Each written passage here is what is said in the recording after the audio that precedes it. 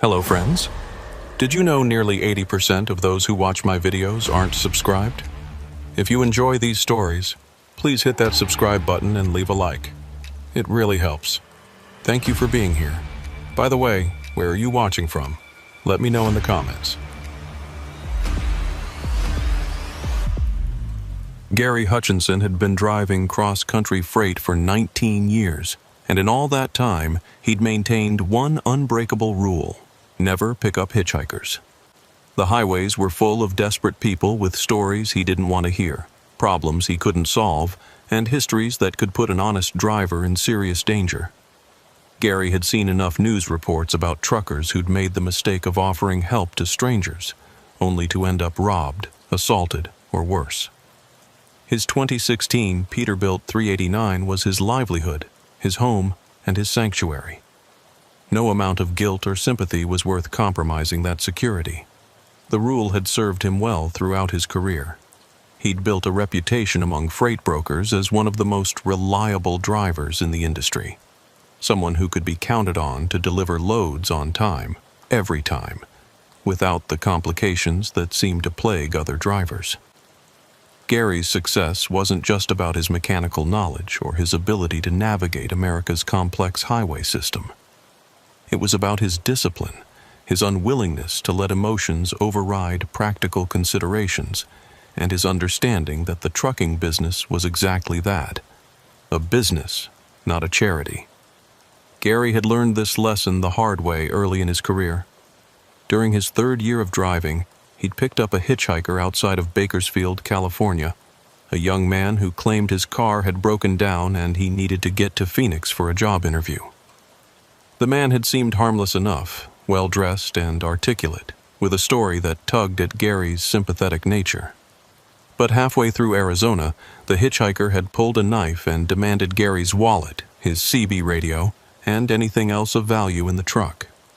Gary had managed to overpower the man and turn him over to the police at the next truck stop, but the experience had shaken him profoundly. He realized that his truck, which he'd always thought of as a fortress on wheels, was actually quite vulnerable when he allowed strangers inside.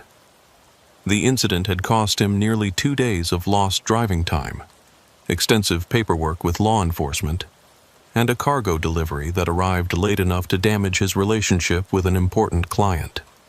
From that day forward, Gary had maintained his policy of never stopping for hitchhikers, no matter how desperate they appeared or how harsh the conditions might be.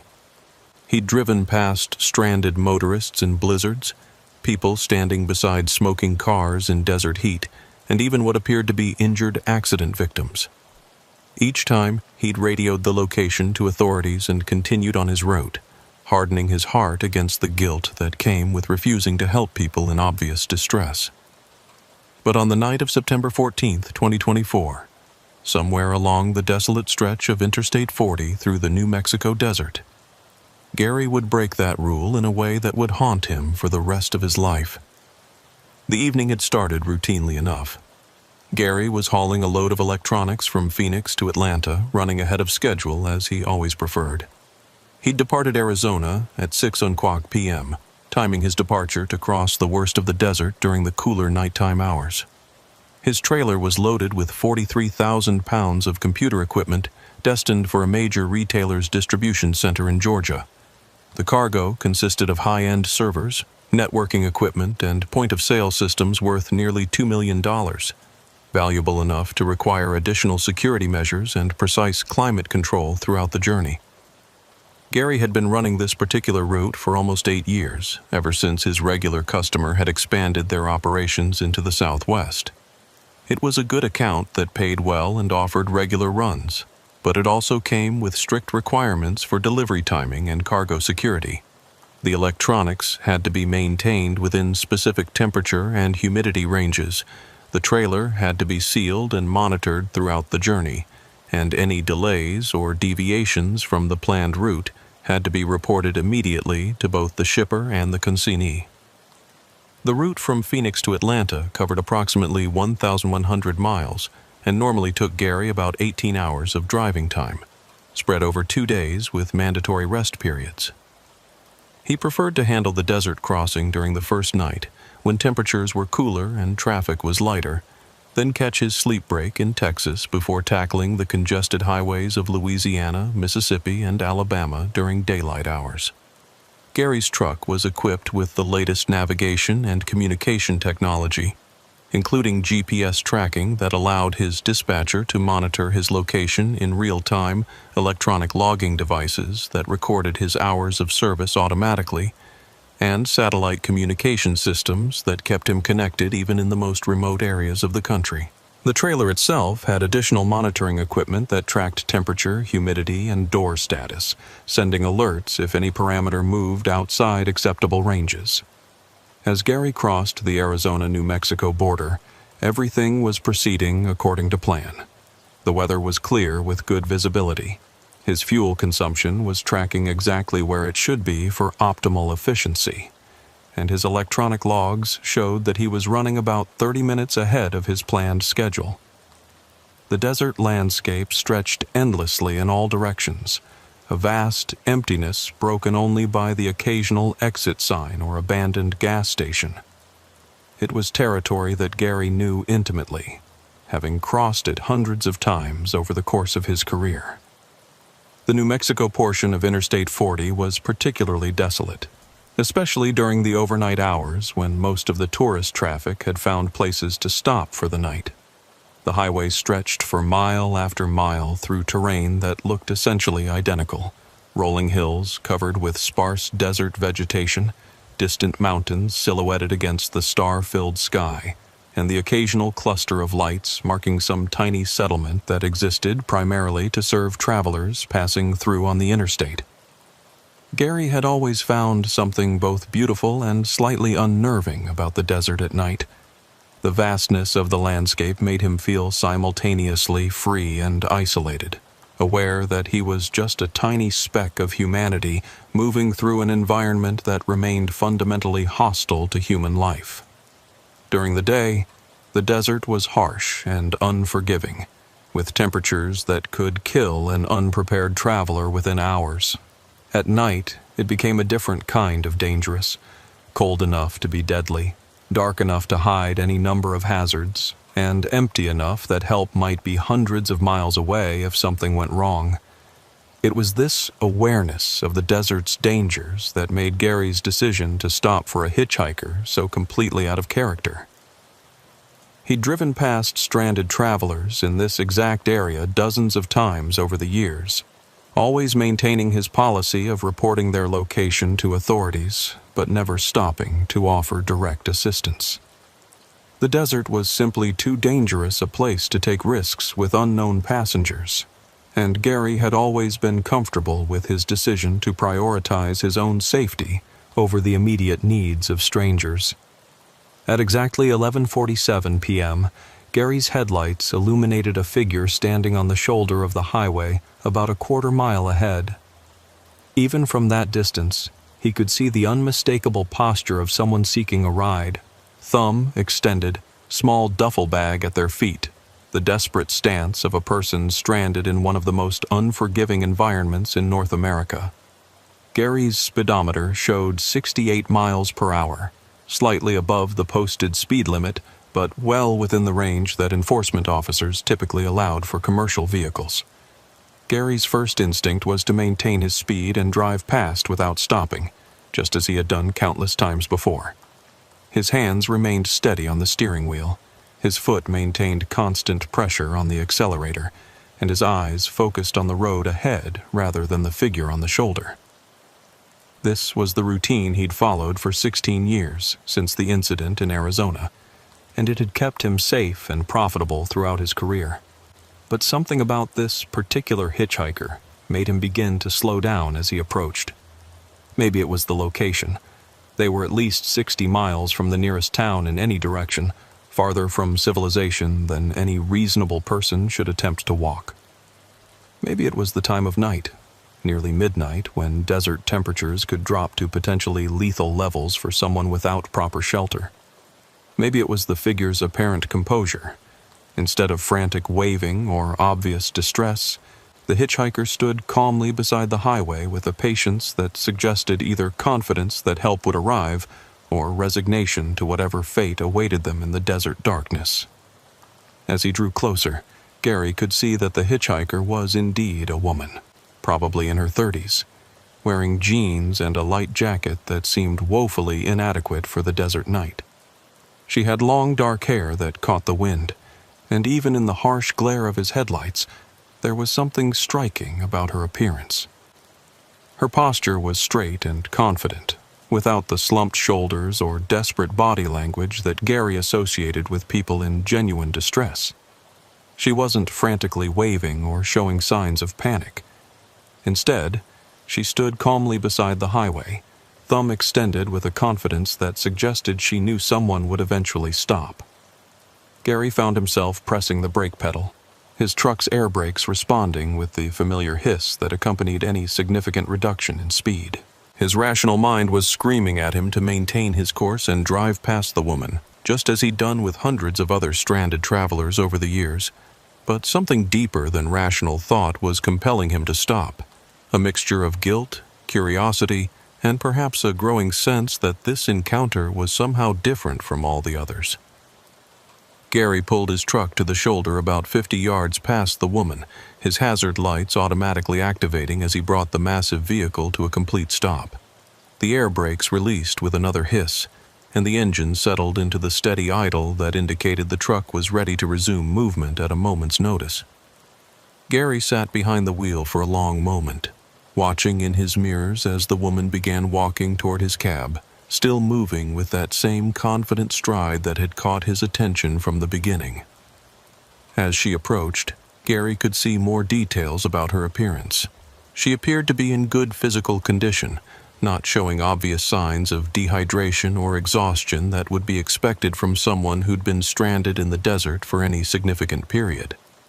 Her clothing, while casual, seemed clean and relatively unwrinkled, without the dust and grime that the desert environment typically deposited on everything exposed to its elements. Most puzzling of all, she carried herself with an air of calm assurance that seemed completely at odds with her apparent situation. "Thank you so much for stopping," she said as Gary rolled down his passenger window. Her voice was clear and pleasant, with just a hint of an accent that he couldn't quite place. It sounded vaguely European, but with American inflections that suggested someone who'd been living in the United States for many years. "I was beginning to think I'd be out here all night." "What happened to your car?" Gary asked, scanning the highway behind her for any sign of a broken-down vehicle. The road stretched empty in both directions, with no signs of disabled vehicles, emergency flashers, or any other indication of automotive trouble. "It overheated about 5 miles back," she replied, gesturing vaguely toward the east. "I left it at a rest area and started walking toward town, but I guess I misjudged the distance." Gary looked in the direction she'd indicated, but he couldn't remember passing any rest areas in the last 20 miles. The closest facility he could recall was the truck stop in Tucumcari, which was still more than 40 miles ahead. There were a few smaller facilities along this stretch of highway, scenic overlooks and historical markers that provided basic parking but no services, but nothing that could be described as a rest area where someone might reasonably leave a disabled vehicle. "Which rest area?" Gary asked, trying to pin down the location she was referring to. "Just a small roadside park," she said, her answer coming perhaps a little too quickly. "You probably didn't notice it. It's set back from the highway, easy to miss if you're not looking for it." Gary had been driving this route regularly for almost 8 years, and he prided himself on knowing every facility, every exit, and every landmark along the way. It was part of his professional expertise, the kind of detailed knowledge that allowed him to plan fuel stops, rest breaks, and route adjustments with precision. He was certain that there were no roadside parks or rest areas in the location the woman was describing, but he also recognized that the desert at night could be disorienting, and distances could be difficult to judge for someone unfamiliar with the terrain. "Where are you headed?" he asked. "Amarillo," she said. I've got family there who can help me get my car fixed." Amarillo was directly on Gary's route, about 200 miles ahead through the heart of the Texas Panhandle. It wouldn't cost him any time to give her a ride, since he'd be passing through the city anyway as part of his planned route to Atlanta. In fact, dropping her off in Amarillo might even provide a good opportunity for a fuel stop and a quick inspection of his cargo, both of which were part of his normal routine for this run. "All right," Gary said, reaching across to unlock the passenger door. "Climb on up. But I need to warn you, I don't make any stops between here and Amarillo except for fuel." "That's perfectly fine," she said, climbing into the cab with surprising agility for someone who'd supposedly been walking in the desert. "I really appreciate this. My name's Linda, by the way." "Gary," he replied, checking his mirrors before pulling back onto the highway. "Been driving this route for almost 20 years, and I've never seen anyone stranded out here before. You're lucky I came along when I did." Linda settled into the passenger seat and buckled her seatbelt with the practiced motion of someone accustomed to riding in commercial vehicles. Gary noticed that she seemed immediately comfortable in the truck's cab, adjusting the seat position and air vents as if she'd ridden in similar vehicles many times before. Her familiarity with the truck's interior was another small detail that didn't quite match her story of being a stranded motorist, but Gary filed it away without comment. "I know," Linda said, as Gary accelerated back to highway speed. "I was starting to worry that I'd made a serious mistake trying to walk for help. The desert at night is different than I expected." As they settled into the rhythm of highway driving, Gary found himself glancing at his passenger more frequently than he probably should have. There was something unusual about Linda that he couldn't quite identify, something that went beyond her composed demeanor and clean appearance. Her skin seemed unusually pale in the dashboard lights, almost luminescent, as if it was reflecting more light than it should have been able to absorb. Her clothes, while wrinkled from travel, showed no signs of the dust and grime that would be expected from someone who'd been walking along a desert highway. Most strange of all, the cab's temperature seemed to have dropped noticeably since she'd climbed aboard, despite the fact that Gary's heating system was functioning normally. The digital readout on his climate control system showed the same temperature setting he'd been using all evening, but the actual air temperature felt significantly cooler, almost uncomfortably so. Gary found himself reaching for the temperature control to increase the heat, but Linda showed no signs of being affected by the cold. "So, what brings you out to New Mexico?" Gary asked, trying to make conversation and distract himself from the growing sense of unease that had been building since Linda entered his truck. "I was visiting a friend in Phoenix," Linda replied without hesitation. "Just a short trip, but my car started acting up on the way back home. I probably should have had it checked before making the drive, but you know how it is. You think everything will be fine until it isn't." Gary nodded, understanding the sentiment. He'd learned the hard way that mechanical problems always seemed to happen at the worst possible times, usually when you were farthest from help and least prepared to deal with them. "What kind of car are you driving?" There was a slight pause before Linda answered, just long enough to be noticeable. "A Honda Civic. Blue. Nothing fancy, but it's been reliable until now." Gary filed that information away, though something about her response felt rehearsed. The pause before answering, the generic description, the way she'd provided exactly the kind of details someone might give if they were making up a story on the spot. But then again, people often hesitated when talking to strangers, especially when they were in vulnerable situations that required them to depend on the kindness of others. Over the next hour, Gary tried several times to engage Linda in conversation, asking about her family in Amarillo, her work, her life in general. Her answers were polite but evasive, never providing specific details that would make her story feel authentic or personal. She claimed to work in customer service but couldn't name her employer when Gary asked about the company. She said she had a sister in Amarillo but couldn't remember the exact address when he offered to drop her off at a specific location. When Gary asked about local restaurants or landmarks in the city, Linda's responses were so generic they could have applied to any mid-sized American town. "Have you lived in Amarillo long?" Gary asked during one of these conversations. "Most of my life," Linda replied. "It's a nice place, quiet, good for raising a family." "Do you have kids?" Another pause. "No, not yet. Maybe someday." Gary found these conversational gaps increasingly troubling. Linda seemed intelligent and articulate, but her answers to personal questions had a vague, almost scripted quality that suggested she was working from a prepared story rather than drawing on actual memories and experiences. It was the kind of conversation pattern that Gary associated with people who were hiding something significant about their background or circumstances. What bothered Gary most was the way Linda seemed to know things about his route that she shouldn't have known. She mentioned truck stops and mile markers that lay ahead, casually referencing landmarks and exit numbers as if she'd traveled this highway many times before.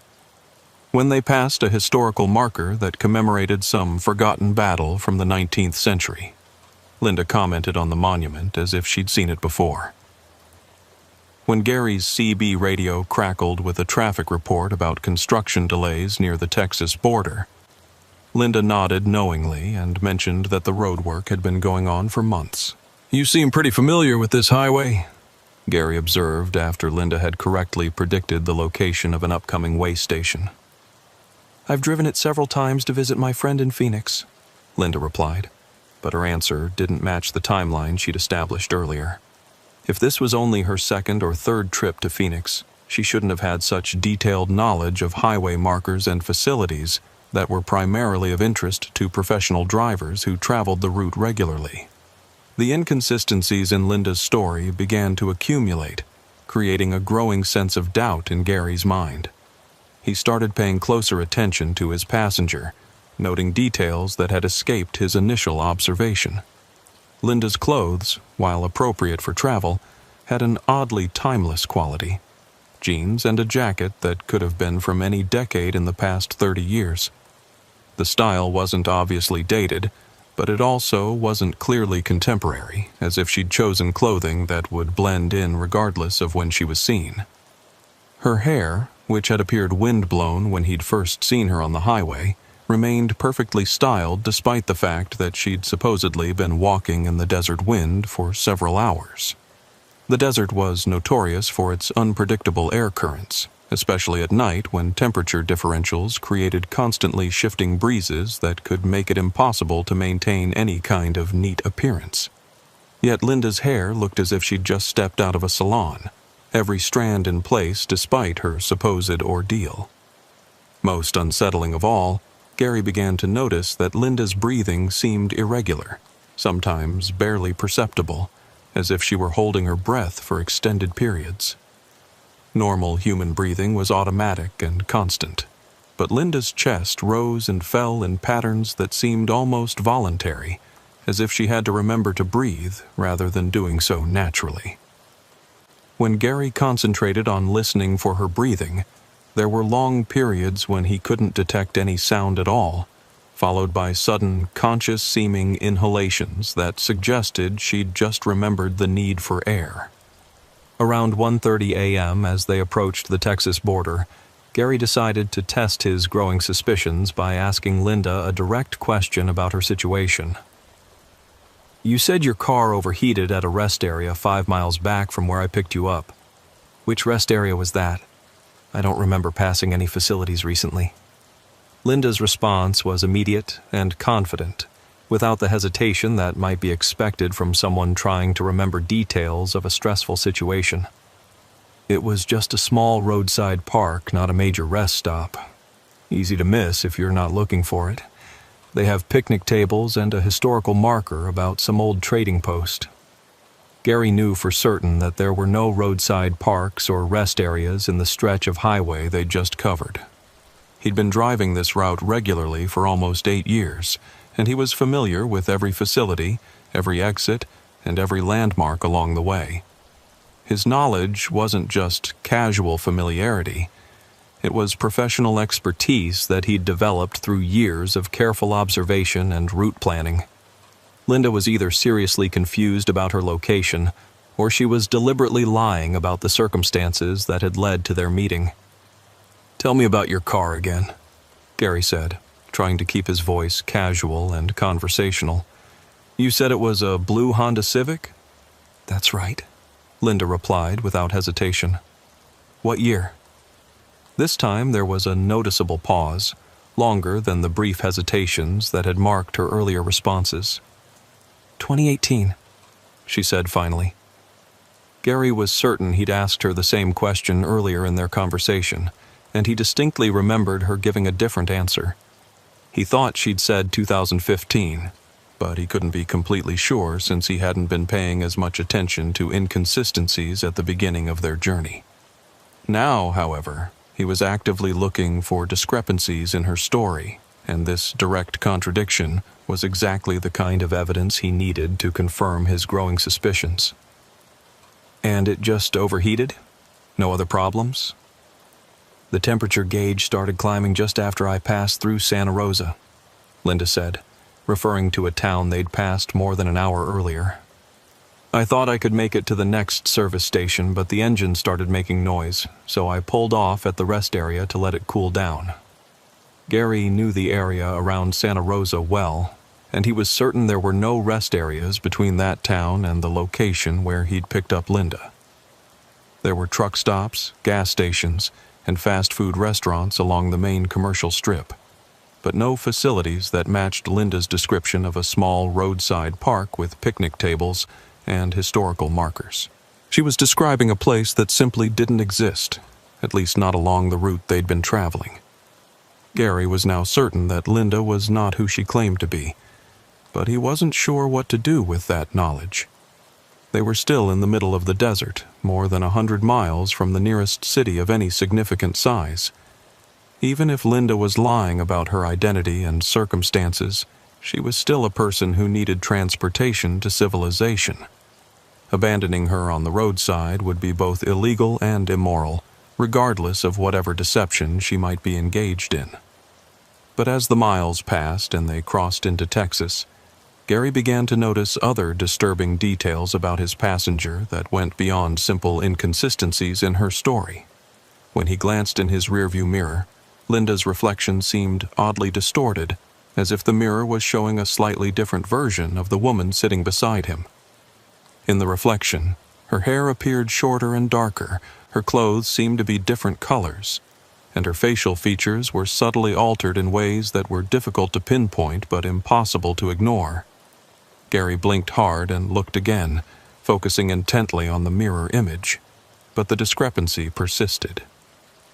The woman reflected in his rearview mirror was similar to Linda, but clearly not identical, as if he was seeing two different people occupying the same space.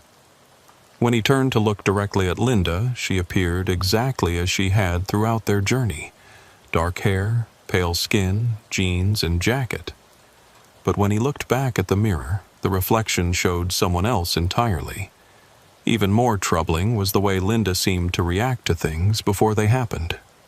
When Gary's CB radio crackled with a transmission from another driver, Linda would turn toward the radio a split second before the sound began, as if she could hear the incoming signal before it became audible. When Gary reached for his coffee cup, Linda would shift in her seat as if anticipating the movement before he'd made any conscious decision to reach for the drink. When oncoming traffic appeared in the distance, Linda would glance toward the approaching headlights before they were bright enough to attract attention. It was as if she could see a few seconds into the future, or as if she was somehow connected to Gary's thoughts and intentions in a way that allowed her to predict his actions before he performed them. The phenomenon was subtle enough that it might have been coincidence, but it happened consistently enough that Gary became convinced it was something more than chance. The temperature in the cab continued to drop despite Gary's repeated attempts to adjust the heating system. His breath began to form small clouds in the air, and he could see frost forming on the inside of the windows near Linda's seat. The digital readout on his climate control system continued to show normal operating temperatures, but the actual conditions in the cab were approaching freezing levels. Gary found himself shivering and pulling his jacket tighter, but Linda sat comfortably in her light clothing, apparently unaware of the Arctic conditions that were developing around them. "Are you cold at all?" Gary asked, hoping to get some explanation for the inexplicable temperature drop. "Not particularly," Linda replied. "I tend to run warm. The cool air feels good to me." Gary looked at his passenger more carefully and realized that she showed no physical signs of being affected by the cold. Her skin wasn't flushed or pale in the way that would indicate a response to low temperatures. Her posture remained relaxed and comfortable, without the hunched shoulders or protective positioning that people typically adopted when they were cold. Most telling of all, she wasn't breathing in the visible puffs of vapor that the cold air was producing from Gary's own respiration. At 2:15 a.m., as they approached the outskirts of Amarillo, Gary's fuel gauge indicated that he would need to stop for diesel soon. There was a truck stop in Tucumcari, about 20 miles ahead, where he typically refueled on this route. The facility was well maintained, reasonably priced, and strategically located to allow him to complete the remainder of his journey to Atlanta without another fuel stop. He mentioned this to Linda, expecting her to express gratitude for the opportunity to warm up, use restroom facilities, or call her family to arrange pickup.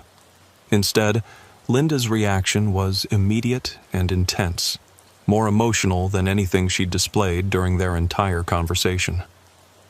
"No," she said, her voice carrying an urgency that hadn't been there before. "Please, don't stop there. Can't you make it to the next fuel stop?" Gary checked his fuel gauge again, running quick calculations in his head based on his current consumption rate and the distance remaining to various refueling options. He had enough diesel to reach Amarillo, but stopping in Tucumcari was part of his normal routine, and he'd already logged the planned stop with his dispatcher as part of his electronic reporting requirements. Deviating from his planned route without justification could raise questions with his employer and potentially affect his performance ratings. "I always stop in Tucumcari," Gary said. "It's the cheapest fuel on this route, and I know the facility well. The timing works perfectly with my schedule. Why don't you want to stop there?" Linda's composure, which had been perfect for the past 3 hours, began to crack in ways that were subtle but unmistakable.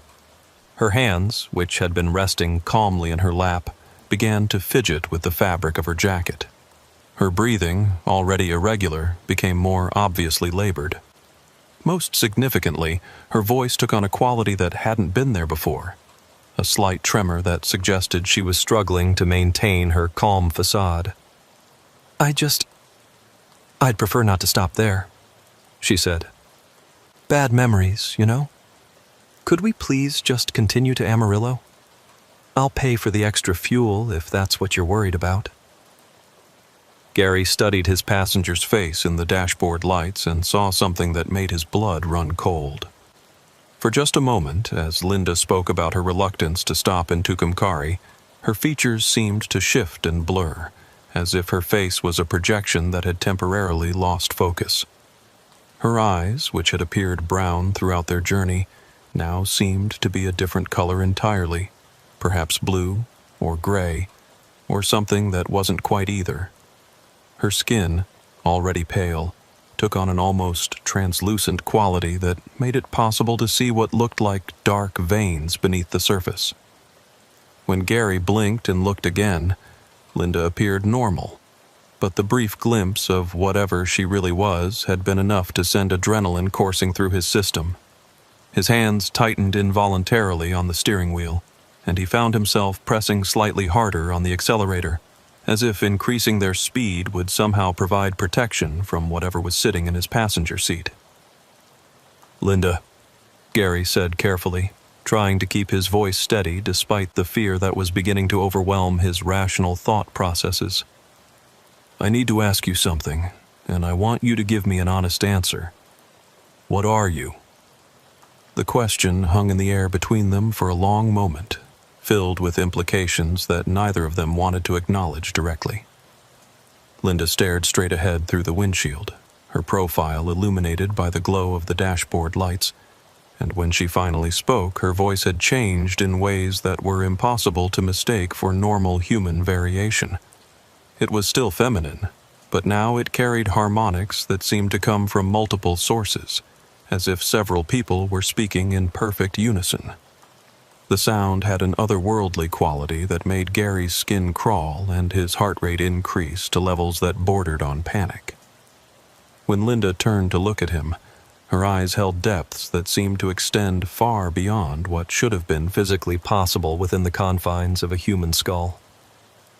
"I'm someone who needs help getting home," she said, her multi-layered voice carrying undertones that seemed to resonate in Gary's chest cavity. "Just like I told you.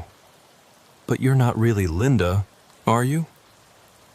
Another pause, longer this time, as if the entity in his passenger seat was considering how much truth to reveal. "Names are just labels, Gary. They don't change what a person really is, or what they need to survive." Gary felt his hands begin to shake on the steering wheel. "What do you want from me?" "Just what I said. A ride to Amarillo. Nothing more, nothing less. And if I decide to stop in Tucumcari anyway?" Linda turned to look at him directly for the first time since entering the truck. Her eyes, which had been relatively normal human eyes just moments before, now seemed to contain depths that extended for miles into some unimaginable darkness. Gary felt as if he was looking into a tunnel that stretched beyond the boundaries of physical space, and somewhere in that darkness, things were moving, things that he didn't want to see clearly but couldn't help but perceive at the edges of his consciousness. "You won't stop in Tucumcari," Linda said with absolute certainty, her voice now clearly coming from multiple sources that somehow maintained perfect synchronization. "You'll drive straight through to Amarillo, just like I asked. You'll do it because you're a good person, Gary, and good people help those who need assistance." Gary tried to argue, tried to assert his independence and his right to make his own decisions about his route and his stops. He opened his mouth to speak, to tell Linda that he was the driver and he would decide where and when to stop. But when he attempted to form words, no sound came out. His vocal cords refused to respond to his conscious commands, as if the connection between his brain and his voice had been severed by some invisible force. He tried again, concentrating all his willpower on the simple act of speaking, but the result was the same. Linda had somehow taken control of his ability to communicate, leaving him unable to protest or call for help even as his truck continued moving toward whatever destination she had in mind. But the loss of his voice was only the beginning. Gary found that his foot was pressing harder on the accelerator, pushing his truck past the Tucumcari exit without even slowing down. His hands turned the steering wheel to keep the truck centered in the lane, but he wasn't consciously directing their movement. Linda had taken control of his truck, his route, and his body, leaving Gary as a passenger in his own cab, watching helplessly as his vehicle carried him toward a destination he was no longer certain he wanted to reach. "Don't be afraid," Linda said, her voice returning to something closer to its original pleasant tone, though the underlying harmonics remained. "I'm not going to hurt you, Gary. I just need to get home, and you're helping me do that. In a way, you're performing a public service." Gary tried desperately to understand what she meant by that, but his voice still wouldn't work, leaving him unable to ask questions or demand explanations. He could think, he could feel, and he could observe everything that was happening around him, but he could no longer control his own actions or speak his own words. It was a form of imprisonment that was more terrifying than any physical restraint could have been. As they drove through the night toward Amarillo, Linda began to tell Gary the truth about who she was and why she needed his help. Her real name wasn't Linda, and she wasn't a stranded motorist seeking assistance from a helpful trucker. She was something much older and more dangerous, an entity that had been using America's highway system to move between locations for decades, perhaps centuries. "You humans build such wonderful transportation networks," she said, her voice taking on an almost affectionate tone. "Roads that connect every corner of your continent, allowing creatures like me to travel vast distances without being detected. Your highways are perfect hunting grounds, Gary. Long stretches of emptiness where a traveler can disappear without anyone noticing for days or weeks." Gary felt his blood turn to ice as he began to understand the implications of what Linda was telling him. She wasn't just using the highways for transportation, she was using them to find victims, people who would stop to help a stranger in apparent distress, only to discover too late that they were dealing with something that wasn't entirely human. "I feed on life force," Linda continued, as casually as if she were discussing the weather. "The energy that keeps your hearts beating, your minds thinking, your bodies functioning. It's different from physical nourishment, more essential, more fundamental, and it's something that can only be taken from living creatures who offer it willingly, or who can be convinced to share it through acts of kindness and compassion." As Linda spoke, Gary began to feel the truth of her words in his own body. His vision was becoming blurry, his thoughts were slowing down, and his physical strength seemed to be gradually draining away. It wasn't a sudden collapse, but rather a steady diminishment of his vital energy, as if Linda was slowly siphoning off the force that kept him alive and aware. "You should feel honored," Linda said. "Most drivers only last an hour or two before I've taken everything I need from them. But you're stronger than most, Gary. Your life force is particularly rich and nourishing. You've given me enough energy to sustain myself for weeks, maybe months." Gary tried to fight against the draining sensation, to somehow resist Linda's influence and reclaim control of his own body and truck, but his efforts were futile. The entity beside him had tapped into something fundamental about his existence, and she was drawing that essence out of him with the efficiency of a predator that had perfected its hunting techniques over many years. "The beauty of the highway system," Linda continued, "is that drivers disappear all the time for perfectly normal reasons. Mechanical failures, medical emergencies, accidents in remote areas where help doesn't arrive in time. When a truck is found abandoned on the roadside with no sign of the driver, authorities assume he wandered off seeking help and succumbed to the elements. They rarely look for supernatural explanations."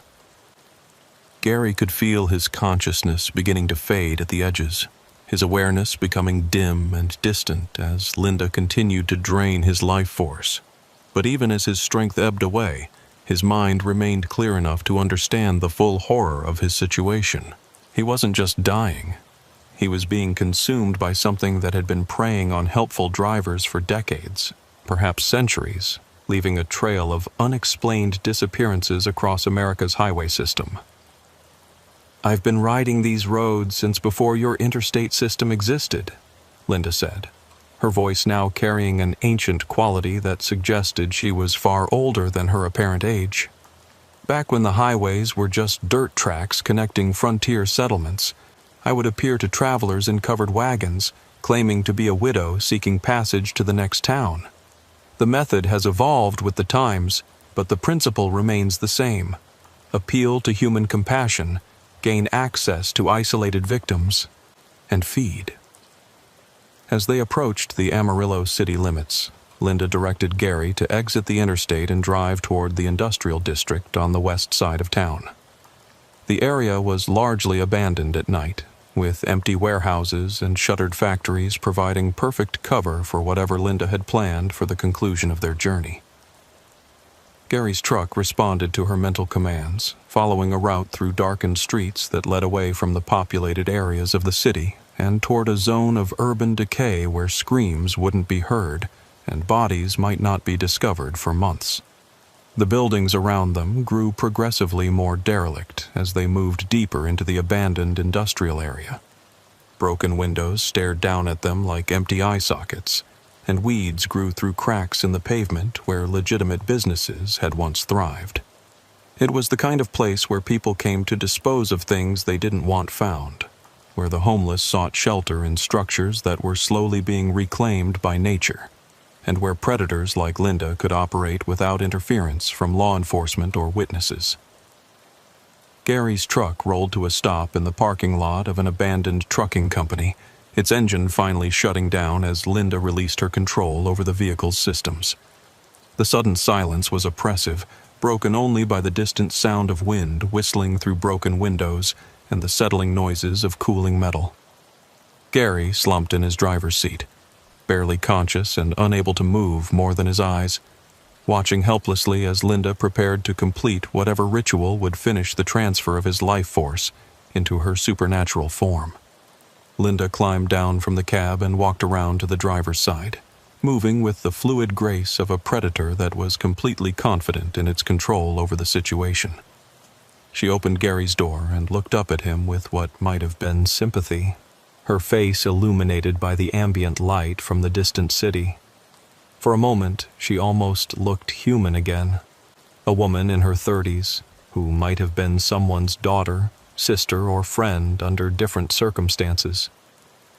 "Thank you for the ride," she said, her voice returning to the pleasant tone she'd used when she first entered his truck. "You were exactly what I needed tonight, Gary. Your kindness has sustained me, and your life force will keep me strong for the journeys ahead." Linda reached up and touched Gary's forehead with her fingertips, and the contact sent a final surge of energy from Gary's body into hers.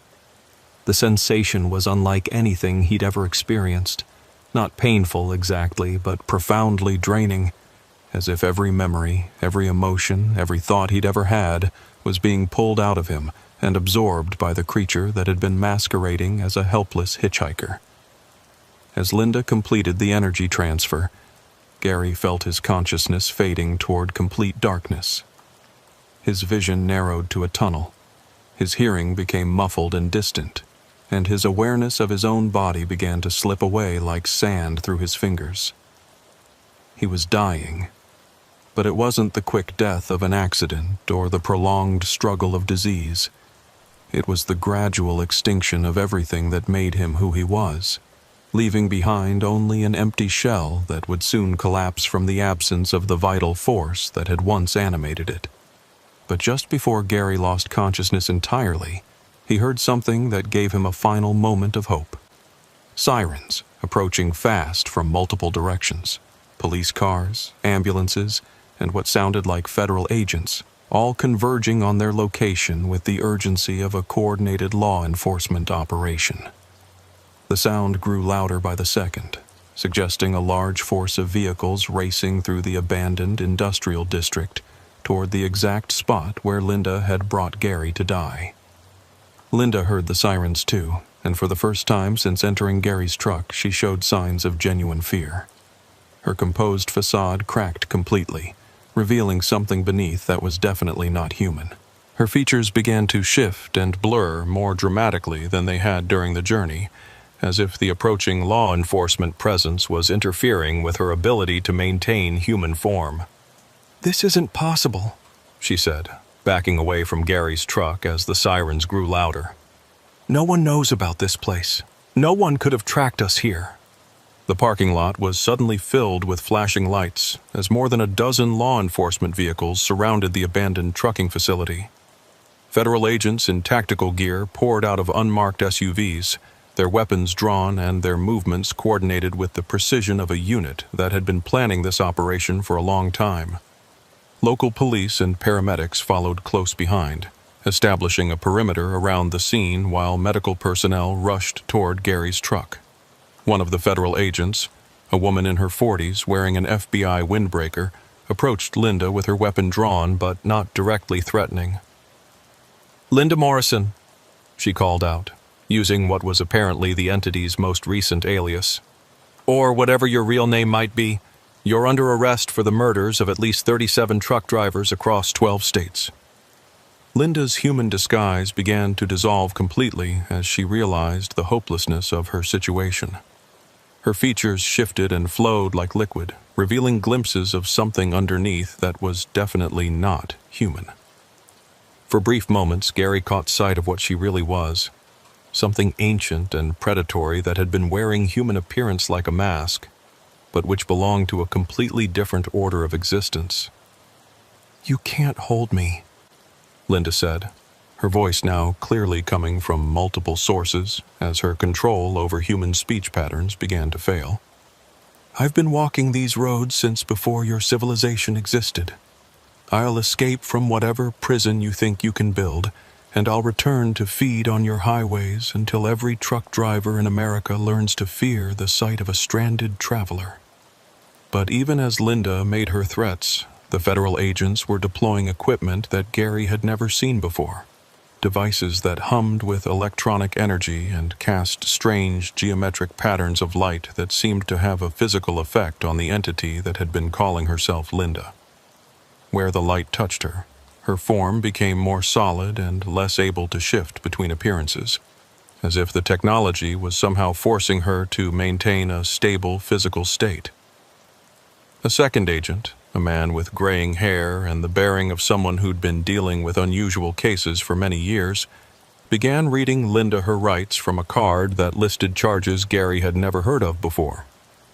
"You're being arrested under the Federal Supernatural Entities Control Act for the premeditated murder of interstate commerce drivers, violation of dimensional travel restrictions, and operating a feeding territory without proper federal oversight." As the agents took Linda into custody using restraints that appeared to be made of some kind of metal that glowed with its own internal light, paramedics reached Gary's truck and began checking his vital signs. "We're going to get you help," one of them told him, though Gary could barely hear the words through the fog that was settling over his consciousness. "You're going to be all right. You've lost a lot of life force, but our medical team knows how to treat this kind of energy drain." Gary tried to ask how they had found him, how they had known where to look, and what the Federal Supernatural Entities Control Act was, but his voice still wouldn't work. The paramedic seemed to understand his unspoken questions. "We've been tracking her for 3 years," she explained as her team prepared to transport Gary to what was apparently a specialized medical facility. "Linda Morrison, though that's just one of dozens of names she's used over the centuries. She's been using truck drivers to move around the country, leaving a trail of unexplained fatalities and disappearances that finally established a pattern we could recognize." As the paramedics loaded Gary onto a stretcher and prepared to transport him to the hospital, he caught a final glimpse of Linda being loaded into what looked like a specially modified prisoner transport vehicle. Even in custody, there was something about her that continued to seem wrong, as if her human appearance was just the surface of something much larger and more dangerous that existed mostly in dimensions that human senses couldn't perceive. The Supernatural Predator Task Force has been monitoring highway disappearances for over a decade. The paramedic continued as they loaded Gary into the ambulance. "When your truck's GPS signal showed you deviating from your planned route and heading toward this location, we knew she had found another victim.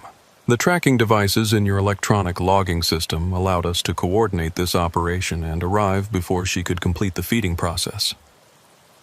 Gary spent the next 3 weeks recovering in a federal medical facility that he learned was one of several institutions designed to treat victims of supernatural encounters. The hospital was staffed by doctors and nurses who understood energy drain, psychic trauma, and the various forms of damage that could be inflicted by entities that existed on the boundaries of human understanding. Gary's treatment involved not just physical rehabilitation, but also psychological counseling to help him process an experience that challenged everything he'd believed about the nature of reality. During his recovery, Gary was interviewed extensively by federal agents who explained that Linda Morrison was part of a larger investigation into supernatural phenomena that affected interstate commerce. The Federal Supernatural Entities Control Act was a classified law that had been passed in the 1960s after a series of unexplained incidents involving long-haul truckers, airline pilots, and other transportation workers who came into contact with entities that used America's travel infrastructure for their own purposes. "She's what we classify as a highway feeder," Agent Sarah Chen explained during one of their interviews.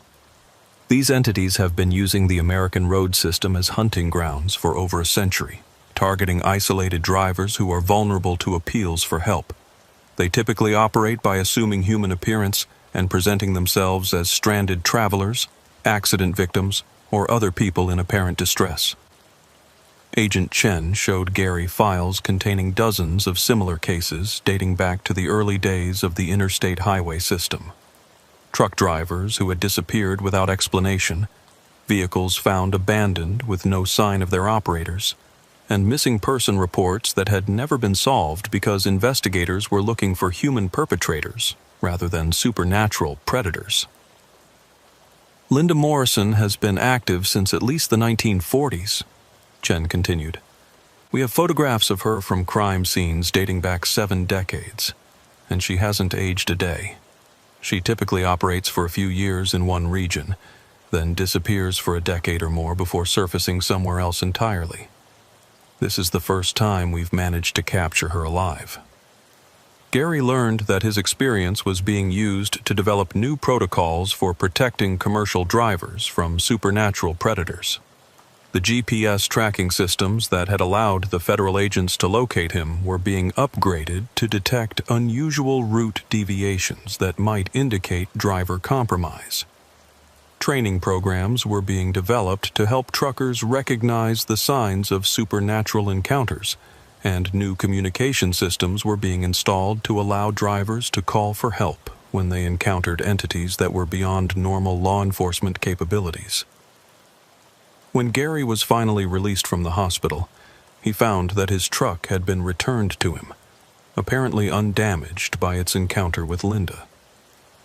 But Gary knew that he would never be able to drive long-haul routes again.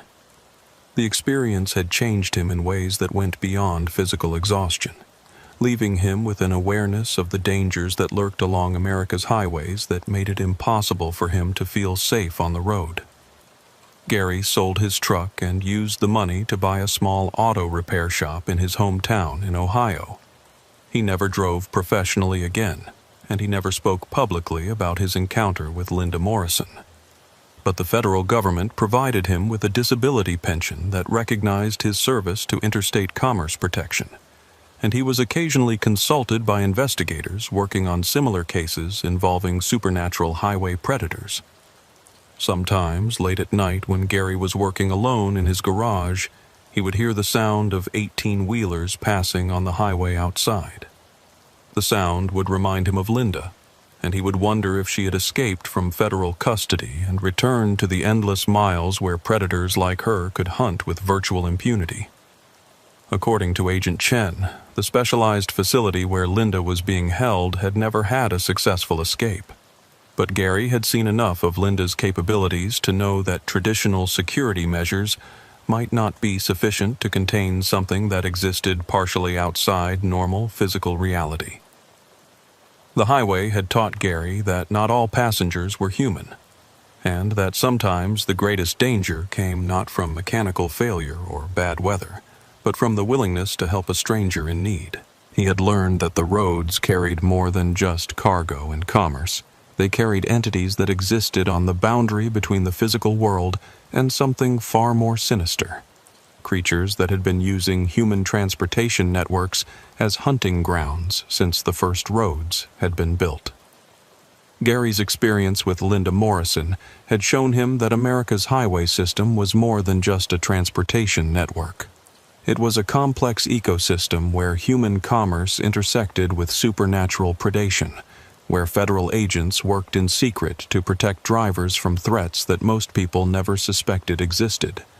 The roads were a battleground in a war that most Americans didn't know was being fought, a conflict between human civilization and entities that viewed the interstate system as their personal feeding territory. But Gary also learned that there were people fighting back. Federal agents and researchers who understood the true nature of the highways and who worked tirelessly to protect commercial drivers from supernatural predators. The existence of the Federal Supernatural Entities Control Act and the specialized medical facilities that treated victims of entity encounters proved that the government was aware of these threats and was taking action to address them, even if the general public remained ignorant of the true dangers that traveled America's roads. In the months that followed his encounter with Linda, Gary received regular updates from Agent Chen about the investigation into highway feeders and similar supernatural threats to interstate commerce. He learned that Linda Morrison had been transferred to a maximum security facility designed specifically for supernatural prisoners, where she was being studied by researchers who hoped to understand how entities like her operated and how they might be more effectively detected and captured in the future. "She's providing information about other highway predators," Chen told Gary during one of their periodic phone calls. "Not voluntarily, but the psychological evaluation techniques we use on supernatural prisoners are quite effective. We've identified at least 6 other entities that operate similar feeding territories, and we're developing strategies for capturing them." Gary also learned that his case had become a model for training new agents in the Supernatural Crimes Division. His detailed recollection of Linda's behavior patterns, the subtle signs that had indicated she wasn't human, and the methods she had used to control his truck and drain his life force were all being incorporated into educational materials that would help future investigators recognize and respond to similar encounters. "Your experience has probably saved dozens of lives," Chen assured him. "The protocols we've developed based on your case are already being used to protect drivers across the highway system. The GPS monitoring enhancements, the emergency communication procedures, the training programs for recognizing supernatural encounters, all of that came from what you went through with Linda Morrison." But even knowing that his suffering had served a greater purpose, Gary never fully recovered from the psychological impact of his encounter with a creature that had come close to draining every bit of life force from his body. He suffered from chronic fatigue that doctors attributed to the energy drain he'd experienced, and he had persistent nightmares about dark highways populated by things that weren't entirely human. Gary's sleep was frequently disturbed by dreams in which he was driving through endless desert landscapes, picking up hitchhikers who initially appeared normal but gradually revealed themselves to be something else entirely. In these nightmares, he was trapped in his truck, unable to stop or change course, while entities wearing human faces drained his life force mile by mile until he became nothing more than an empty shell behind the steering wheel. The dreams were so vivid and disturbing that Gary eventually sought treatment from a psychologist who specialized in supernatural trauma. Dr. Elizabeth Warren was one of a small number of mental health professionals who had security clearance to treat victims of entity encounters, and she helped Gary understand that his nightmares were a normal response to the kind of traumatic experience he'd survived. "Your mind is trying to process an encounter with something that exists outside normal human experience," Dr. Warren explained during one of their sessions. "The nightmares are your psyche's attempt to make sense of what happened and to prepare you for similar encounters in the future. They're actually a healthy response, even though they're causing you distress." Dr. Warren taught Gary meditation techniques and cognitive behavioral strategies for managing his anxiety about highway travel. She also connected him with a support group for other survivors of supernatural encounters, people who had faced similar experiences with entities that preyed on isolated travelers, airline passengers, and other people who found themselves vulnerable while using America's transportation infrastructure. Through the support group, Gary met other truck drivers who had survived encounters with highway feeders, as well as victims of airport spirits, train phantoms, and other supernatural predators that used modern transportation systems as hunting grounds. He learned that his experience, while traumatic, was part of a much larger pattern of supernatural predation that had been affecting American travelers for decades. "The thing that helped me the most," said Frank Delacroix, a truck driver from Louisiana who had survived an encounter with a different highway feeder, "was realizing that we're part of something bigger than just our individual experiences. The information we provide to the federal investigators, the testimony we give about how these things operate, that's all being used to protect other drivers who might otherwise become victims." Gary found comfort in the knowledge that his encounter with Linda Morrison was contributing to a larger effort to protect commercial drivers from supernatural threats.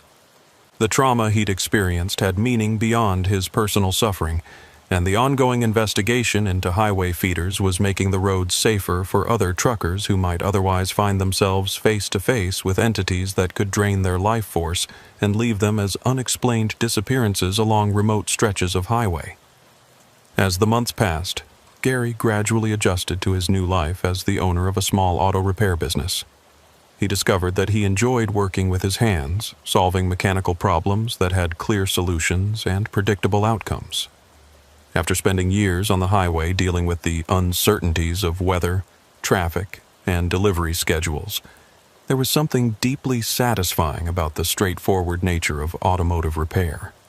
But Gary never forgot the lessons that the highway had taught him about the hidden dangers that lurked just beyond the edge of normal human awareness. He understood that America's transportation system was more than just a network of roads and vehicles. It was a complex ecosystem where human commerce intersected with supernatural forces that most people never suspected existed. The experience had shown Gary that kindness and compassion, while admirable human qualities, could also be weaponized by predators who understood how to exploit the better angels of human nature. Linda Morrison had been able to trap him precisely because she had appealed to his desire to help someone in distress, turning his own moral instincts against him in a way that had nearly cost him his life. Gary's encounter with Linda had also revealed the existence of a hidden war being fought along America's highways, a conflict between human civilization and supernatural entities that viewed the interstate system as their personal hunting territory. Federal agents, working under classified legislation, were engaged in an ongoing effort to protect commercial drivers from threats that the general public never knew existed, using technology and investigative techniques specifically designed to counter supernatural predation. The knowledge that this hidden conflict was taking place gave Gary a new appreciation for the complexity of the world he'd been traveling through for nearly 2 decades without understanding its true nature. The highways he'd driven thousands of times carried more than just cargo and commerce. They carried secrets, mysteries, and dangers that existed in the spaces between the normal world and something far more sinister. But perhaps most importantly, Gary's experience had taught him that survival often depended on recognizing the signs of danger before it was too late to escape. The subtle inconsistencies in Linda's story, the way her reflection didn't match her appearance, the unexplained temperature changes in his truck's cab, all of these had been warning signs that something was wrong, clues that might have allowed him to escape if he'd understood their significance at the time. Gary made sure that other drivers knew about these warning signs. Through the support group and his contacts with federal investigators, he helped develop educational materials that taught truckers how to recognize the subtle indicators of supernatural encounters.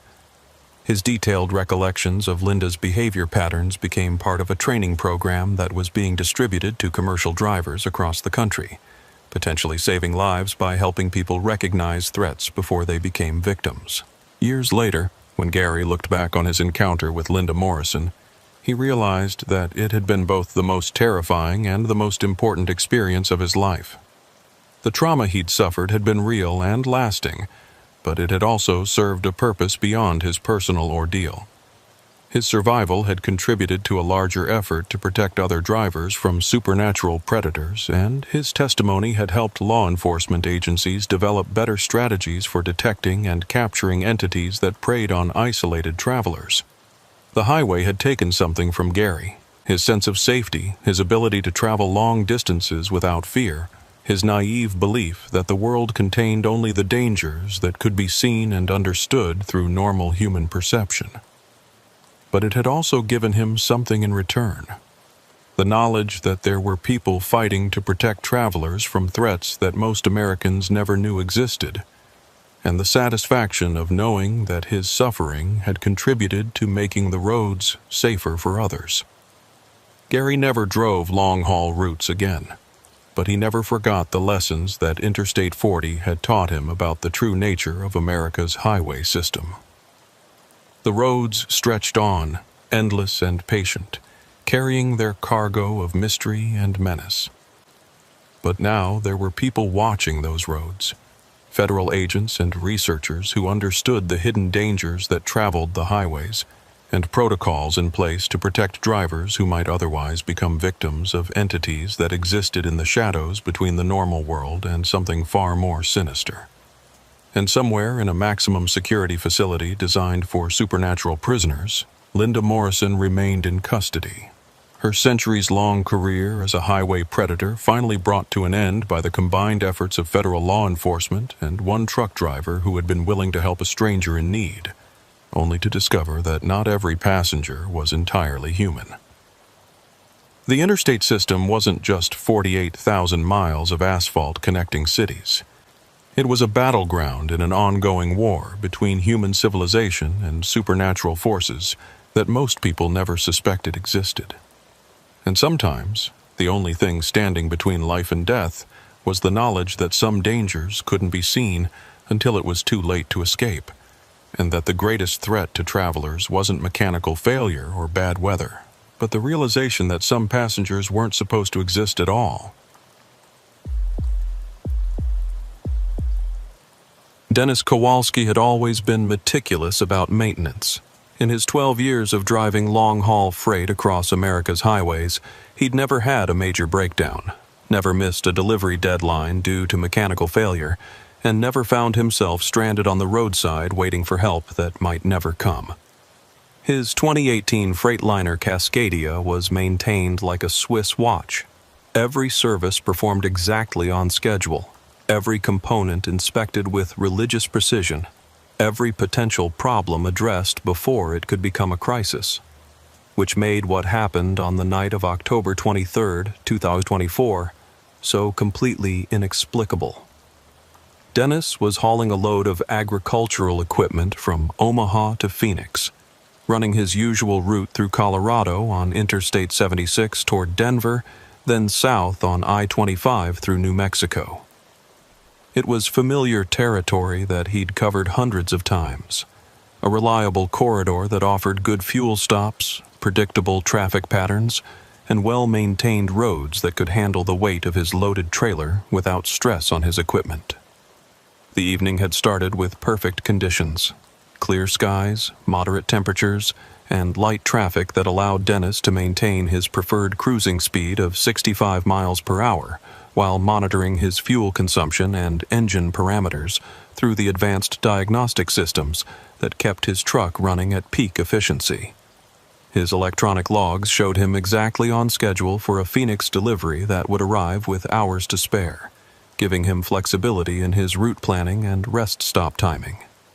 Dennis had departed Omaha at 4:00 p.m., timing his departure to put him through the most challenging mountain passes during daylight hours, when visibility was optimal and emergency services were most readily available. His trailer carried 44,000 pounds of farming implements destined for agricultural dealers throughout Arizona, plows, cultivators, and irrigation equipment that represented months of manufacturing work and hundreds of thousands of dollars in wholesale value. The load was properly distributed and secured. The trailer's air brakes and electrical systems had been thoroughly inspected, and Dennis's pre-trip checklist had revealed no issues that might compromise the safety or efficiency of his journey. He was running ahead of schedule. His fuel consumption was tracking perfectly with his calculations, and his truck's onboard diagnostics showed all systems operating within normal parameters. At 11:34 p.m., Dennis was climbing through the foothills of Colorado east of Denver when his engine began making a sound he'd never heard before. It started as a subtle irregularity in the diesel's normal rhythm, a slight hesitation that might have gone unnoticed by a less experienced driver. But Dennis had been listening to his engine for 12 years, and he knew every sound it made under every condition of load, weather, and terrain. This was something new, something wrong, something that made his stomach clench with the kind of dread that every professional driver carried in the back of his mind. Dennis immediately began running through his mental checklist of potential problems. Engine temperature was normal, oil pressure was steady, fuel levels were adequate, Air pressure in the brake system was holding constant. Nothing on his dashboard indicated any system failures or parameter deviations that might explain the irregular engine performance he was hearing. But the sound persisted, growing gradually more pronounced as he continued climbing the long grade that led toward the mountain passes. It wasn't the labored breathing of an engine working hard against gravity. Dennis knew that sound well, and this was something entirely different. It was an irregular knocking that seemed to come from deep within the engine block. A metallic percussion that suggested serious internal damage was developing in real time. Dennis began looking for a safe place to pull over and investigate the problem. The highway in this section ran through relatively unpopulated terrain, with exits spaced many miles apart and few facilities that could accommodate a commercial vehicle inspection. But his trucking instincts told him that continuing to drive with an engine that was making abnormal sounds was asking for catastrophic failure, the kind of breakdown that could leave him stranded in a location where help would be difficult to obtain. At mile marker 127, Dennis spotted a roadside rest area that appeared to offer enough space for him to safely park his truck and perform a preliminary diagnosis of whatever was causing the engine irregularities. The facility was small and isolated, without the amenities of a full truck stop, but it provided adequate parking and would allow him to pop his hood and check for obvious problems before deciding whether to continue his journey or call for roadside assistance. Dennis activated his hazard lights and carefully maneuvered his truck and trailer into the rest area, selecting a parking spot that would allow him to work on his engine without blocking other vehicles that might need to use the facility. As he brought his truck to a complete stop and engaged the parking brake, the engine irregularities became even more pronounced, confirming his decision to investigate the problem before attempting to continue toward Denver. The rest area was eerily quiet, with no other vehicles visible and no signs of recent use. A single functioning streetlight cast a pool of yellowish illumination over the parking area, leaving most of the facility in darkness that seemed to press in from the surrounding wilderness. Dennis could hear the wind moving through the pine trees that bordered the rest area and the distant sound of traffic on the interstate. But otherwise, the night was filled with the kind of profound silence that was only possible in remote locations far from urban population centers. Dennis shut down his engine and climbed out of his cab to begin his inspection. The sudden silence was almost startling after hours of listening to the diesel's rhythm, and Dennis found himself acutely aware of how isolated he was in this remote rest area. The nearest town was more than 20 miles away. The interstate carried only occasional traffic at this hour, and his cell phone showed minimal signal strength that might not be adequate for calling roadside assistance if the problem turned out to be serious. But Dennis had been in similar situations before, and he'd always managed to either fix the problem himself or find help from other drivers who understood the brotherhood of the road. He approached his investigation with the methodical precision that had served him well throughout his career, starting with the most obvious potential causes and working toward more complex possibilities. Popping the hood revealed an engine compartment that looked exactly as it should, clean, well-maintained, with all components in their proper positions, and no obvious signs of damage or malfunction. Dennis checked the oil level and consistency, finding both normal. He examined the cooling system for leaks or pressure loss, discovering nothing unusual. He inspected the fuel lines, air intake system, and electrical connections, looking for any deviation from the perfect condition he expected from his meticulously maintained truck. Nothing was obviously wrong, yet Dennis knew that the sound he'd been hearing indicated a serious problem developing somewhere within the engine's internal components. It was the kind of issue that might require professional diagnosis with electronic testing equipment, or possibly even engine disassembly to identify the source of the irregular knocking that had forced him to stop. As Dennis stood beside his truck considering his options, headlights appeared on the access road leading into the rest area. A pickup truck pulled into the facility and parked near Dennis's rig, its occupants apparently noticing his open hood and concluding that he might need assistance. Dennis felt a mixture of relief and caution. Help was always welcome when dealing with mechanical problems in remote locations, But he'd also learned to be careful about accepting assistance from strangers whose motivations and qualifications were unknown. Two men climbed out of the pickup truck and approached Dennis with the casual friendliness that was common among travelers who encountered each other in remote locations. The driver appeared to be in his 40s, wearing work clothes and a baseball cap that suggested he was familiar with mechanical work. His passenger looked younger, perhaps in his 20s, with the kind of eager demeanor that suggested he was interested in learning about truck maintenance. "Having some trouble?" the older man asked, extending his hand in greeting. "I'm Roy Peterson, and this is my nephew Alan. We were heading back from a hunting trip when we saw you pulled over with your hood up." Dennis shook hands with both men, grateful for the offer of assistance, even though he remained cautious about accepting help from strangers. "Dennis Kowalski.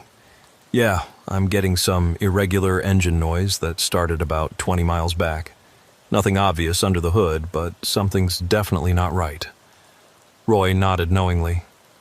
"I've been working on diesels for 30 years, ran a truck repair shop up in Cheyenne before I retired. Mind if I take a listen to your engine?" Dennis appreciated the offer from someone with relevant experience, and he started his truck to demonstrate the irregular knocking that had forced him to stop. Roy listened intently, his head cocked at an angle that suggested he was isolating specific sounds within the engine's complex acoustic signature.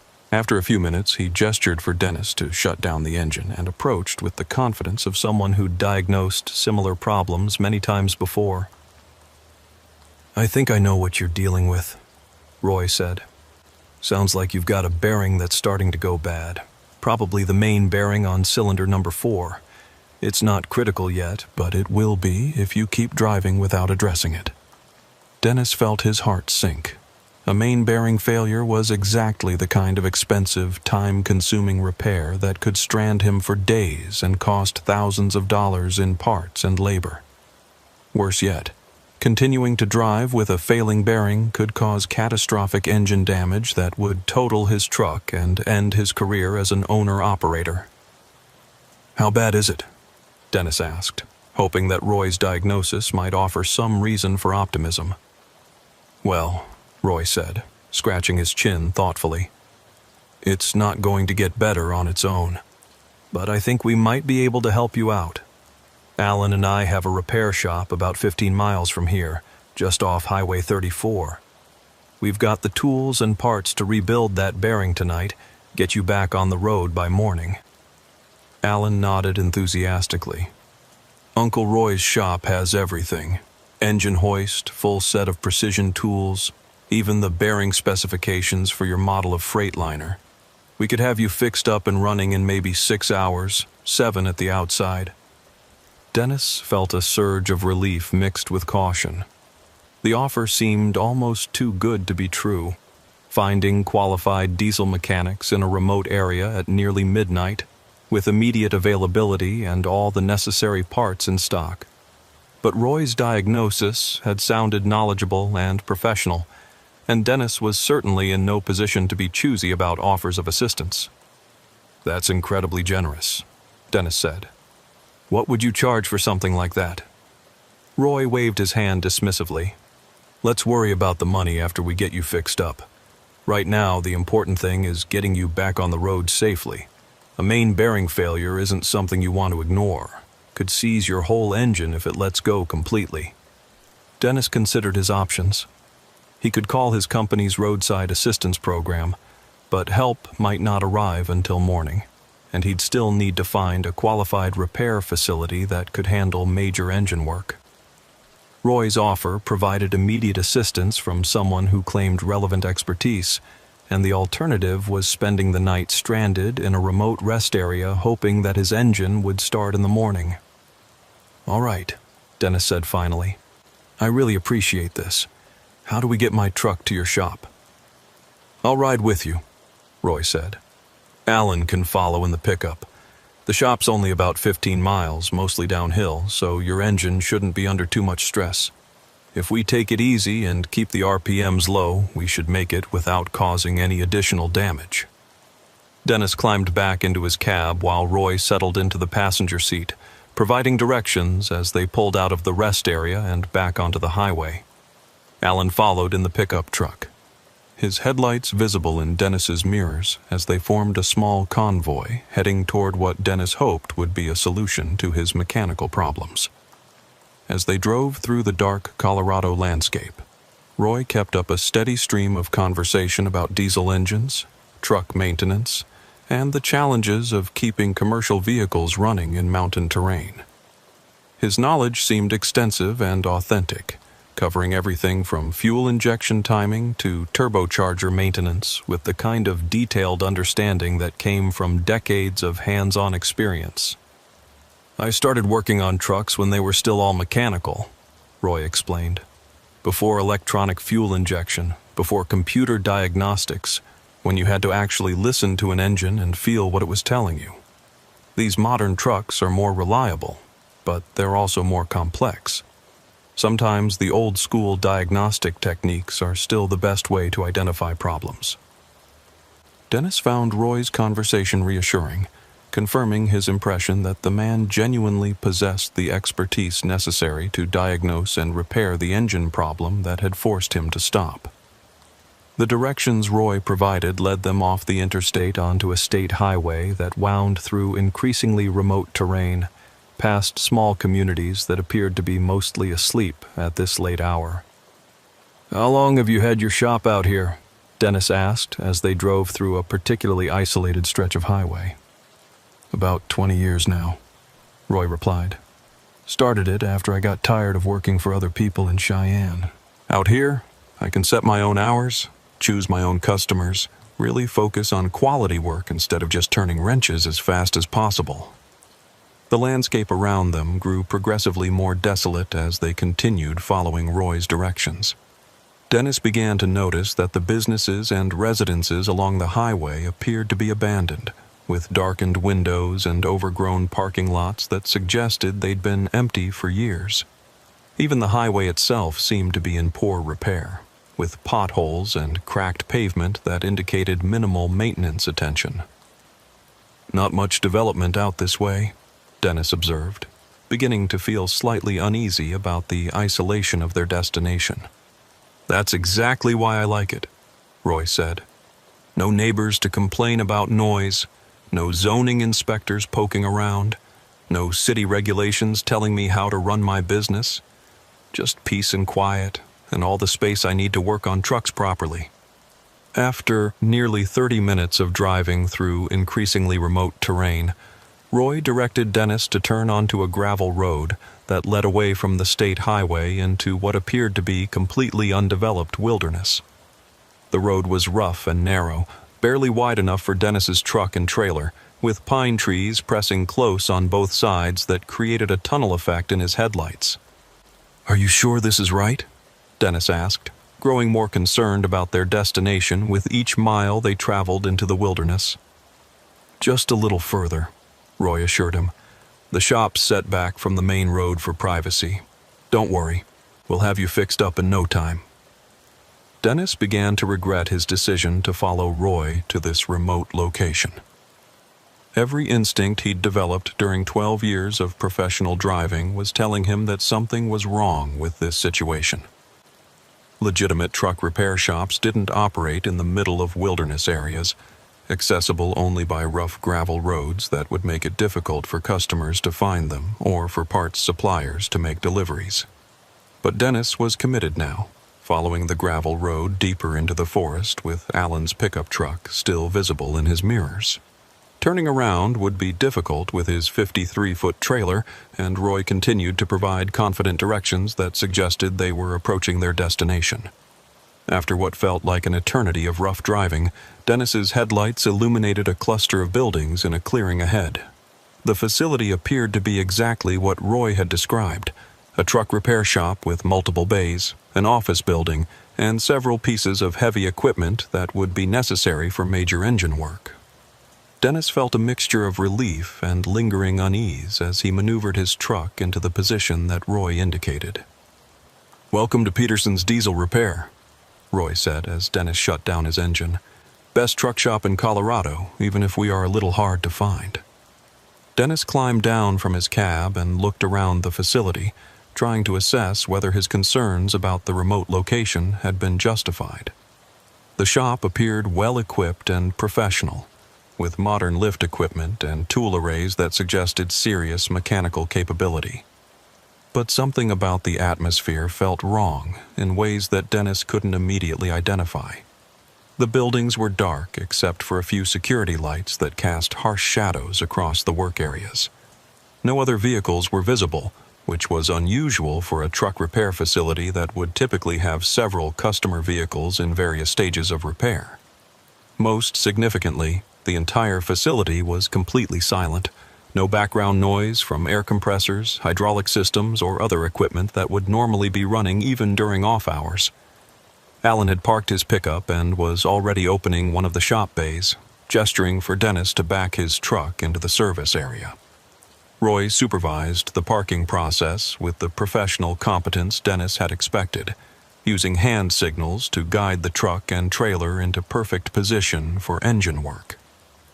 "This is really impressive," Dennis said, looking around the shop bay that appeared to contain every tool and piece of equipment necessary for major truck repairs.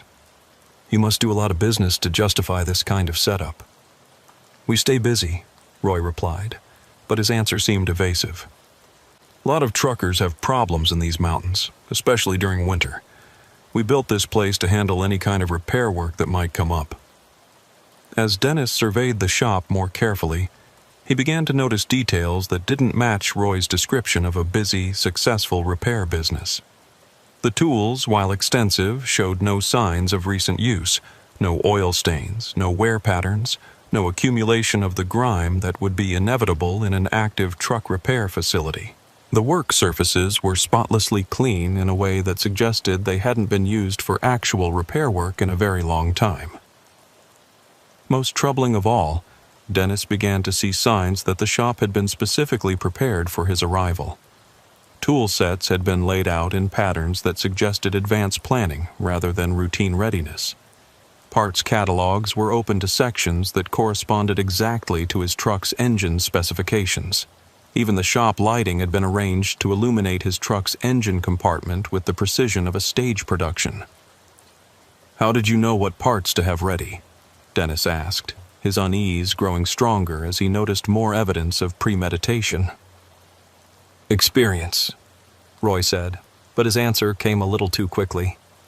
"After 30 years of working on diesels, you learn to anticipate what kind of problems truckers are likely to have. Main bearing failures on freight liners are pretty common in mountain terrain." Dennis wanted to believe Roy's explanation, but his instincts were screaming that something was fundamentally wrong with this situation. He'd never heard of main bearing failures being particularly common on freightliner engines, and the shop's level of preparation suggested knowledge of his specific problem that went beyond general experience. "Maybe I should call my dispatcher and let them know where I am," Dennis said, reaching for his cell phone. "Company policy requires me to report any major delays or route changes." "No signal out here," Alan said immediately. "We're in a dead zone between cell towers, but don't worry about it. We'll have you back on the road long before your dispatcher expects to hear from you." Dennis checked his phone and confirmed that Alan was correct. No signal bars, no data connection, no way to communicate with the outside world. He was completely isolated in this remote repair facility, dependent on Roy and Alan for both mechanical assistance and eventual departure. Roy had already begun removing the access panels that would allow him to examine Dennis's engine in detail. His movements were confident and practiced, suggesting genuine familiarity with truck maintenance procedures. But Dennis noticed that Roy was working without the diagnostic procedures that would normally precede major engine work. No computer scans, no systematic testing, no attempt to verify the problem before beginning disassembly. "Shouldn't you run some diagnostics before you start taking things apart?" Dennis asked. "I can tell what's wrong just by listening," Roy replied. "That's the advantage of 30 years' experience. You learn to trust your ears more than computers." As Roy continued working on the engine, Dennis became increasingly aware that Alan was positioning himself between Dennis and the shop exit, not in an obviously threatening way, but with the subtle body language of someone who was prepared to prevent departure if necessary. When Dennis moved toward the shop bay opening to get better cell phone reception, Alan casually moved to block his path while maintaining the pretense of casual conversation. "Uncle Roy's really something with engines," Alan said, his tone friendly but his positioning deliberate. "I've seen him diagnose problems that had other mechanics completely stumped. You're lucky we happened to be driving by when your truck broke down." Dennis was beginning to suspect that his encounter with Roy and Alan hadn't been the fortunate coincidence they'd presented it as.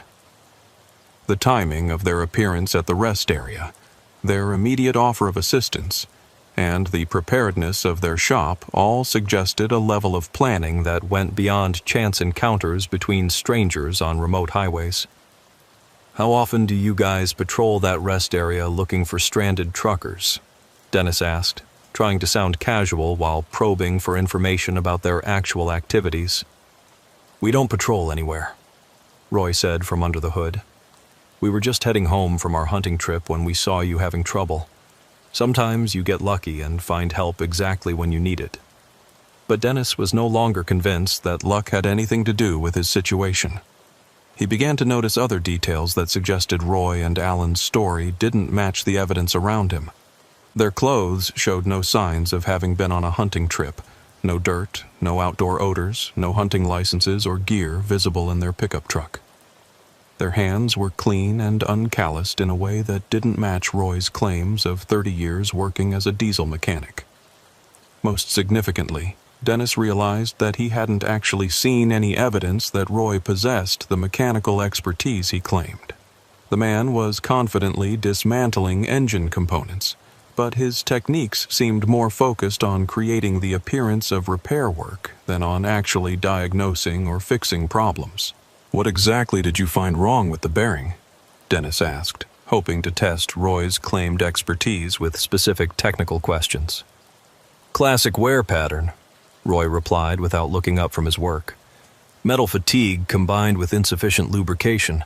Pretty typical for trucks that spend a lot of time in mountain terrain." Dennis knew enough about diesel engines to recognize that Roy's explanation was generic enough to apply to almost any mechanical problem. It was the kind of vague response someone might give if they wanted to sound knowledgeable without actually possessing detailed understanding of engine diagnostics. As the hours passed, Dennis became increasingly convinced that he was not in a legitimate truck repair facility, but rather in some kind of trap that had been specifically designed to capture isolated truckers who found themselves stranded in remote locations. Roy and Alan's behavior, while superficially helpful, showed too many signs of premeditation and deception to be genuine assistance. The final confirmation came when Dennis noticed that Roy was not actually repairing his engine, but rather systematically dismantling it in ways that would make it impossible to start. Components were being removed and set aside rather than repaired or replaced, and critical connections were being disconnected in patterns that suggested sabotage rather than maintenance. "What are you really doing to my truck?" Dennis demanded, no longer willing to maintain the pretense of grateful cooperation. Roy straightened up from his work and looked at Dennis with an expression that had lost all pretense of friendliness. "I'm making sure you won't be leaving here anytime soon," he said. "See, Dennis, we've been watching you for a while now. Your route, your schedule, your cargo manifest. We know all about that expensive agricultural equipment you're hauling." Alan moved closer to Dennis, his casual demeanor replaced by something more obviously threatening. "You're going to help us transfer that cargo to our truck," he said. "Then you're going to disappear, and your truck is going to have an unfortunate accident that makes it look like you went off the road somewhere in the mountains." Dennis realized that he had walked into an elaborate theft operation that used fake mechanical problems and offers of roadside assistance to lure truckers to this remote location where their cargo could be stolen and their trucks dismantled for parts. Roy and Alan weren't good Samaritans. They were predators who had perfected a system for identifying and capturing valuable loads while eliminating the drivers who could identify them. "How many drivers have you done this to?" Dennis asked, stalling for time while he tried to figure out how to escape from the shop. "Enough to make a good living," Roy replied. "Truck cargo is a multi-billion-dollar industry, and most of it travels through remote areas where drivers are vulnerable to exactly the kind of assistance we provide. Insurance companies write off the losses, shipping companies adjust their rates, and nobody looks too hard for drivers who disappear in mountain terrain." Dennis understood that he was in mortal danger. Roy and Alan had clearly done this before, and they had no intention of allowing him to leave their facility alive. His truck was being systematically disabled, his cargo was about to be stolen, and he was about to become another unsolved disappearance along America's highway system. But Dennis also realized that Roy and Alan had made at least one crucial mistake in their planning. They had assumed that he would be completely helpless once they revealed their true intentions, but Dennis had been preparing for exactly this kind of situation throughout his career as a truck driver. Hidden in his cab was a loaded .38 revolver that he carried for protection during runs through remote areas where law enforcement response times could be measured in hours rather than minutes. The gun was legally owned and properly licensed, and Dennis had practiced with it regularly at shooting ranges near his home base in Illinois. "I need to get something from my truck," Dennis said, trying to sound defeated and cooperative. "Nothing in that truck belongs to you anymore," Alan replied. "Everything in there is ours now, your cargo, your equipment, even your personal belongings." But Dennis had already spotted his opportunity. Roy was bent over the engine compartment with his back turned, and Alan was standing just close enough to be reached with a quick lunge. Dennis feinted toward his truck as if he was going to comply with Alan's demands, then suddenly changed direction and tackled the younger man with all his strength. The collision sent both men crashing into a tool cabinet, and Dennis used the confusion to sprint toward his cab where his revolver was hidden beneath the driver's seat. Alan was shouting for Roy's help, but Dennis reached his truck and retrieved his weapon before either of his captors could stop him. "Both of you step back," Dennis commanded, pointing the revolver at Roy and Alan while keeping his distance from both men. "I'm walking out of here, and if either of you tries to stop me, I'll shoot." Roy and Alan exchanged glances that suggested they were considering whether to rush Dennis despite his weapon. But Dennis had positioned himself strategically, with clear lines of sight to both men and multiple escape routes if the situation deteriorated further.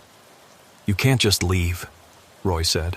"We know who you are, where you live, what routes you travel. If you walk away from here, we'll find you eventually." "Maybe," Dennis replied. "But tonight you're going to let me go, and you're going to stay right here while I drive away." Dennis began backing toward the shop exit, keeping his weapon trained on Roy and Alan while monitoring their positions to ensure they couldn't flank him or block his escape route. His truck keys were in his pocket, and he was confident that he could start his engine and drive away, even with the maintenance work that Roy had performed. "Your truck won't make it 10 miles, Alan said. "Uncle Roy disconnected half the systems. You'll break down before you reach the main highway." "Then I'll walk," Dennis replied. "But I'm not staying here to become another one of your victims." As Dennis reached the shop exit, Roy made a sudden move toward a tool cabinet that might have contained additional weapons. Dennis fired a warning shot into the shop ceiling, the sound echoing through the metal building with enough volume to make both men freeze in place. "Don't test me," Dennis said. "I've been carrying this gun for 12 years, and I know how to use it." Dennis continued backing toward his truck, watching Roy and Alan carefully for any sign that they might attempt to rush him or produce weapons of their own. The shop was filled with potential weapons: wrenches, hammers, cutting tools. But Dennis's revolver gave him a decisive advantage as long as he maintained distance and situational awareness. Reaching his truck, Dennis climbed into the cab while keeping his weapon visible and pointed toward the shop. His engine turned over normally despite Roy's sabotage attempts, and the diesel caught immediately with the reliable response that had characterized his truck throughout its maintenance history.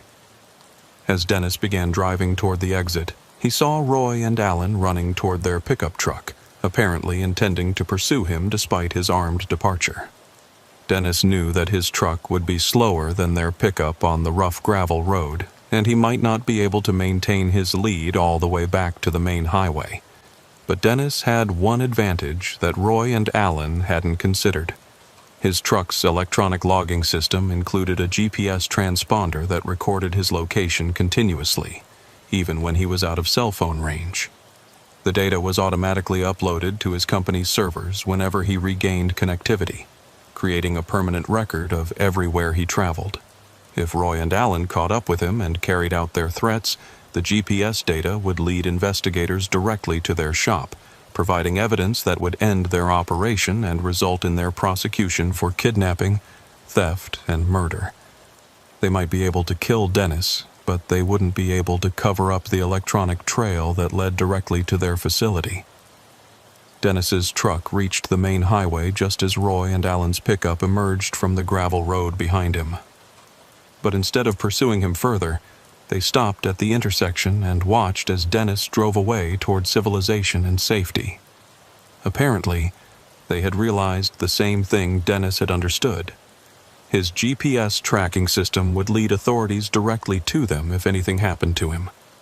As Dennis drove toward the nearest town with cell phone coverage, he began to understand the full scope of what he had escaped. Roy and Alan were operating a sophisticated cargo theft ring that used fake mechanical problems and offers of roadside assistance to lure truckers to their remote facility. Once there, drivers would be robbed, their trucks would be stripped for parts, and the drivers themselves would disappear into the Colorado wilderness. Dennis's escape had disrupted their operation and exposed their location, but he realized that there might be other truckers who hadn't been as fortunate.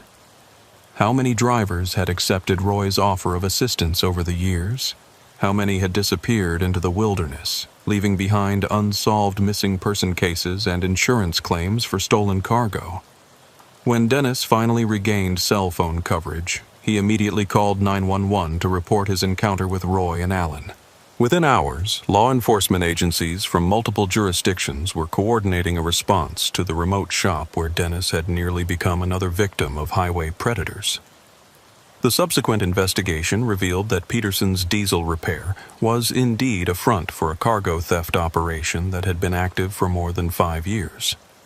Roy Peterson and Alan Morrison were career criminals who had developed an elaborate system for identifying valuable loads, disabling trucks, stealing cargo, and eliminating witnesses. The shop contained evidence linking Roy and Alan to at least 12 unsolved trucker disappearances across Colorado, Wyoming, and Nebraska. Parts from stolen trucks, personal belongings from missing drivers, and detailed records of cargo manifests and shipping schedules painted a picture of an operation that had been systematically preying on isolated truckers for years. Dennis's GPS tracking data provided the crucial evidence that led authorities to the remote facility, and his detailed description of Roy and Alan's methods helped investigators understand how the operation worked. But the case also revealed how vulnerable truckers were to predators who understood the isolation and mechanical vulnerabilities of long-haul freight operations. The highway had taught Dennis that not all offers of assistance came from genuine Good Samaritans, and that sometimes the greatest danger came from people who understood exactly how to exploit a trucker's need for help in remote locations. The roads carried more than just cargo and commerce. They carried predators who had learned to use the highway system as a hunting ground where isolated drivers could be captured and killed without witnesses or immediate law enforcement response. Dennis returned to trucking after his encounter with Roy and Alan, but he never again accepted help from strangers in remote locations. He carried additional communication equipment, traveled with other drivers whenever possible, and maintained his weapon training at a level that would allow him to defend himself against future predators. The highway had shown Dennis that the greatest threats to truckers often came not from mechanical failures or weather conditions, but from human predators who had learned to use the isolation and vulnerability of the road to their advantage. America's transportation system was more than just a network of roads. It was an ecosystem where legitimate commerce had to coexist with criminal operations that preyed on the very drivers who kept the economy moving. But Dennis had also learned that survival often depended on trusting instincts and being prepared to fight back when help turned into a trap. The roads would always carry both legitimate assistance and criminal predation, and the difference between life and death often came down to recognizing which was which before it was too late to escape. The investigation into Peterson's diesel repair continued for months as law enforcement agencies worked to identify all the victims of Roy and Alan's operation. Dennis was called back repeatedly to provide testimony and help investigators understand the methods the criminals had used to lure truckers to their remote facility. Each session revealed new details about the sophistication of the operation and the number of drivers who had fallen victim to their fake offers of assistance. They had been planning this for years. Detective Sarah Mitchell from the Colorado State Police explained to Dennis during one of their interviews. The shop was specifically designed to look legitimate while being equipped for cargo theft and body disposal. They had studied trucker behavior, route patterns, and the kinds of mechanical problems that would force drivers to seek help in remote locations. The evidence collected from the facility painted a picture of an operation that was far more extensive than Dennis had initially realized. Roy and Alan had been monitoring CB radio traffic to identify valuable loads, following potential targets for hundreds of miles to learn their routes and schedules, and even sabotaging trucks at rest stops to create the mechanical problems that would force drivers to seek assistance. "Your case was actually unusual," Detective Mitchell continued. "Most of their victims were lured to the shop after real mechanical failures that Roy and Alan had caused. They would tamper with trucks while drivers were sleeping or eating, then follow them until the sabotage caused a breakdown in a location where they could offer help." Dennis learned that his truck had indeed been sabotaged, but not in the way he'd initially suspected. Roy and Alan had tampered with his engine at a truck stop nearly 50 miles before the rest area where they'd found him having trouble. They had used a remote-controlled device to create the irregular engine sounds that had forced him to pull over, timing the breakdown to occur in the exact location where they could conveniently appear to offer assistance. They called it controlled failures, Detective Mitchell explained. They would plant devices that could create specific mechanical symptoms at predetermined times and locations. The device in your truck was designed to produce engine knock sounds without actually damaging the engine, at least not initially. If you had continued driving, it would have eventually caused real damage that would have stranded you anyway. The sophistication of Roy and Alan's operation extended far beyond simple mechanical sabotage. They had been studying truck maintenance schedules, fuel stop patterns, and driver behavior for years, developing profiles of truckers who would be most vulnerable to their assistance scam. They targeted drivers who traveled regular routes through remote areas, hauled high-value cargo, and operated as independent owner-operators without the corporate backup that larger trucking companies provided. They knew everything about you before they approached you that night, Detective Mitchell revealed. Your route history, your cargo manifest, even your personal background and family situation. They had been tracking you for over a month, waiting for the right opportunity to set their trap. Dennis felt a chill as he realized how thoroughly he had been stalked by predators who understood his profession better than most legitimate truckers. Roy and Alan had turned the highways into a hunting ground where they could identify, track, and capture victims with the precision of a military operation. The evidence recovered from their facility revealed the true scope of their criminal enterprise. They had detailed files on more than 200 truckers, complete with photographs, route information, cargo data, and personal details that would allow them to target specific drivers for robbery and murder. The operation had been generating millions of dollars in stolen cargo over the 5 years it had been active, with the agricultural equipment Dennis had been hauling representing just one of dozens of valuable loads they had successfully stolen. The really disturbing part, Detective Mitchell continued, is how they disposed of their victims. We found remains of at least 15 different drivers buried around the shop property. These men had families, mortgages, businesses. They were just trying to make a living, and Roy and Alan killed them for cargo that was probably worth less than the drivers' lives. The investigation also revealed how Roy and Alan had been able to operate for so long without detection. They had carefully studied law enforcement patterns in remote areas, timing their operations to avoid periods when state patrol units were likely to be conducting highway monitoring. They had also established relationships with corrupt officials in several jurisdictions, paying bribes to ensure that missing trucker reports would be minimally investigated. Highway crime is unfortunately common, Detective Mitchell explained. Truck drivers disappear regularly due to accidents, medical emergencies, or personal problems. When a truck is found abandoned in a remote area with no sign of the driver, authorities typically assume the driver wandered off seeking help and succumbed to exposure or wildlife. Without a body or clear evidence of foul play, these cases often remain unsolved indefinitely. Dennis began to understand how the highway system had become a perfect environment for predators like Roy and Alan. The vast distances, remote locations, and isolation of truck drivers created opportunities for criminals who understood how to exploit the vulnerabilities of commercial transportation. Truckers were attractive targets because they carried valuable cargo, traveled predictable routes, and often found themselves stranded in locations where help was hours away. The psychological profile developed by FBI behavioral analysts revealed that Roy and Alan had been motivated by more than just financial gain. They had developed a pathological hatred of truck drivers, viewing them as outsiders who invaded their rural territory and threatened their way of life.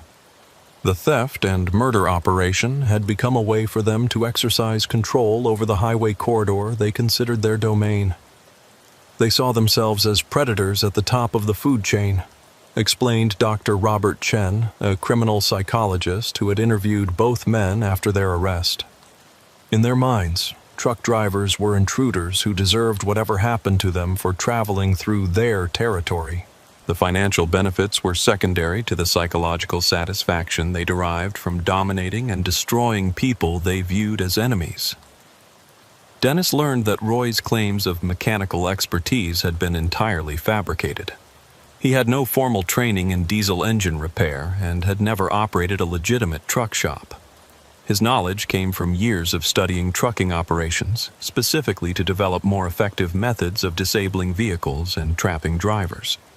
Alan was actually his son, not his nephew, and had been trained from adolescence to participate in the family's criminal enterprise. The whole Peterson's diesel repair identity was constructed specifically for this operation, Detective Mitchell revealed. They had fake business licenses, fraudulent insurance policies, even a website that made them appear to be a legitimate truck repair facility. But it was all designed to support their criminal activities. The investigation expanded to include other states where Roy and Alan had been active, revealing a network of similar operations that preyed on truck drivers throughout the Mountain West. Dennis's case had exposed just one cell of a larger criminal organization that had been systematically targeting commercial drivers for decades. Federal investigators discovered that Roy and Alan were part of a loosely organized group of criminals who shared information about valuable loads, vulnerable drivers, and effective methods for truck hijacking and driver elimination. The network included corrupt truck stop employees who provided inside information, police officers who suppressed investigations, and even some trucking company personnel who sold route and cargo data to criminal organizations. Your escape disrupted more than just Roy and Alan's operation, FBI agent Maria Santos explained to Dennis. The GPS tracking data from your truck led us to communications equipment that revealed the existence of the entire network. We've been able to identify and arrest more than 40 people involved in truck driver murders across 7 states. Dennis began to realize that his survival had implications far beyond his personal safety. By escaping from Roy and Alan's trap, he had exposed a criminal network that had been responsible for hundreds of trucker disappearances over the past 2 decades. His GPS tracking data had provided the crucial evidence needed to unravel the entire organization and bring justice to families who had been wondering for years what had happened to their missing relatives. The trial of Roy Peterson and Alan Morrison became a landmark case in the prosecution of highway predators. Dennis testified extensively about his experience, providing detailed descriptions of their methods and helping prosecutors understand how the operation had been designed to exploit trucker vulnerabilities. The defendants created an elaborate deception designed to exploit the natural tendency of truck drivers to help each other in remote locations. Prosecutor Janet Walsh explained in her opening statement. They used the isolation and mechanical vulnerabilities inherent in long-haul trucking to create opportunities for robbery and murder that went undetected for years.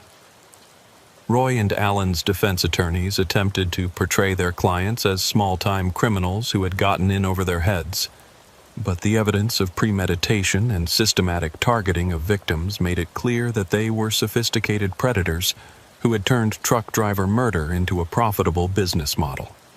The physical evidence recovered from their facility told a story of calculated brutality that extended far beyond simple robbery. Personal belongings from missing drivers had been kept as trophies, and detailed records showed that Roy and Alan had taken photographs of their victims both before and after killing them. They had been collecting evidence of their crimes as if they were building a portfolio of their success as highway predators. These men weren't desperate criminals acting on impulse, Prosecutor Walsh continued. They were organized killers who had developed a systematic approach to identifying, capturing, and murdering truck drivers. The evidence shows that they derived pleasure from the process of trapping and killing their victims, treating human beings as prey animals in an elaborate hunting operation. Dennis's testimony proved crucial in establishing the timeline and methods used by Roy and Alan. His detailed recollection of the night he was captured, combined with the GPS data from his truck, provided prosecutors with a minute-by-minute account of how the operation worked. His description of the fake repair shop and the equipment used to create the illusion of legitimate mechanical work helped investigators understand how other victims had been deceived and trapped. Mr. Kowalski's survival allowed us to understand exactly how these criminals operated, Prosecutor Walsh explained to the jury. Without his testimony, we would have had only circumstantial evidence of their crimes. His detailed account of their methods provides the missing piece that connects all the other evidence into a coherent picture of systematic predation. The jury deliberated for less than 4 hours before returning guilty verdicts on all charges, including first-degree murder, kidnapping, robbery, and conspiracy. Roy Peterson was sentenced to death, while Alan Morrison received life in prison without the possibility of parole. The sentences reflected the severity of their crimes and the impact their operation had on the trucking industry and the families of their victims. Dennis attended the sentencing hearing, where he had the opportunity to address Roy and Alan directly. You turned the highways into a hunting ground where honest drivers couldn't trust offers of help, he told them. You destroyed families, ended careers, and made every truck driver who travels remote routes wonder if the next person offering assistance might be planning to kill them. The impact of the Peterson case extended far beyond the conviction of 2 criminals. It led to significant changes in how law enforcement agencies investigated trucker disappearances and how the trucking industry approached driver safety in remote locations. New protocols were developed for GPS tracking, emergency communications, and driver check-in procedures that would make it more difficult for similar operations to succeed in the future. The Peterson case was a wake-up call for everyone involved in commercial transportation, explained Tom Bradley, director of the American Trucking Association's Safety Division. It showed us that truck drivers face threats that go far beyond mechanical failures and weather conditions. There are organized criminals who have turned highway predation into a systematic business model. New training programs were developed to help drivers recognize the signs of criminal deception and avoid situations where they might be vulnerable to predators like Roy and Alan. Drivers were taught to verify the legitimacy of repair facilities, maintain communication with dispatchers during breakdowns, and carry defensive equipment that could help them escape from dangerous situations. The most important lesson from Dennis Kowalski's experience, Bradley continued, is that drivers need to trust their instincts when something doesn't feel right. Roy and Alan were skilled at creating convincing deceptions, but there were warning signs that Dennis recognized and acted upon. That's what saved his life. Dennis became a frequent speaker at trucking industry conferences, sharing his experience and helping other drivers understand the realities of highway predation. His story became part of mandatory safety training for new drivers, and his survival strategies were incorporated into best practices guidelines for handling breakdowns in remote locations.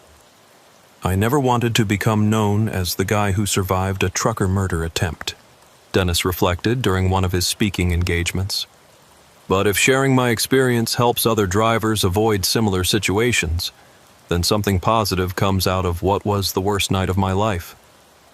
The ripple effects of Dennis's escape continued to unfold for years after Roy and Alan's conviction. Law enforcement agencies developed new investigative protocols specifically designed to identify highway predator operations, and federal funding was allocated for improved communication infrastructure in remote areas where truckers were most vulnerable. The case also led to legislative changes that made it easier for prosecutors to pursue charges against criminals who targeted commercial drivers. New federal laws established enhanced penalties for crimes committed against truck drivers, recognizing that attacks on commercial transportation affected interstate commerce and national economic security. The Peterson case demonstrated that highway crime is not just a local law enforcement issue, explained Congressman Robert Davis, who sponsored federal legislation inspired by Dennis's experience. When criminals systematically target truck drivers, they're attacking the transportation infrastructure that keeps our economy functioning. We needed federal tools to combat this kind of organized predation. Dennis continued driving for several more years after his encounter with Roy and Alan, but he never again traveled alone through remote areas without extensive safety precautions. He carried multiple communication devices, maintained constant contact with other drivers, and established check-in protocols with his family and dispatcher that would alert authorities immediately if he failed to report his location as scheduled. "The highway was never the same for me after that night," Dennis admitted. "Every offer of help, every breakdown, every isolated rest stop became a potential threat that I had to evaluate carefully. The innocence of trusting fellow travelers was gone forever." But Dennis also found that his experience had connected him to a community of drivers who had faced similar threats and survived. Through trucking forums, safety organizations, and law enforcement networks, he met other drivers who had encountered highway predators and lived to tell their stories. These connections helped him process the trauma of his experience and find meaning in his survival. "There's a brotherhood among drivers who have faced these kinds of threats," Dennis explained. "We understand what it's like to realize that not everyone offering help on the highway has good intentions. We look out for each other in ways that other drivers might not understand." The legacy of Dennis's encounter with Roy and Alan extended beyond the trucking industry to influence how law enforcement agencies approached missing person cases in general. The realization that systematic predation could masquerade as assistance led to new investigative techniques that were applied to cases involving missing hikers, stranded motorists, and other vulnerable travelers. The Peterson case changed how we think about predator behavior in transportation corridors, explained FBI behavioral analyst Dr. Sarah Kim. It showed us that criminals can develop sophisticated operations that exploit the natural human tendency to seek and offer help during emergencies. We now look for these patterns in other contexts where people might be vulnerable to fake assistance scams. Dennis's survival also contributed to advances in vehicle tracking technology and emergency communication systems that made it more difficult for criminals to isolate and trap victims. GPS tracking became more sophisticated, communication dead zones were mapped and addressed, and new protocols were developed for automatic alerts when vehicles deviated from planned routes.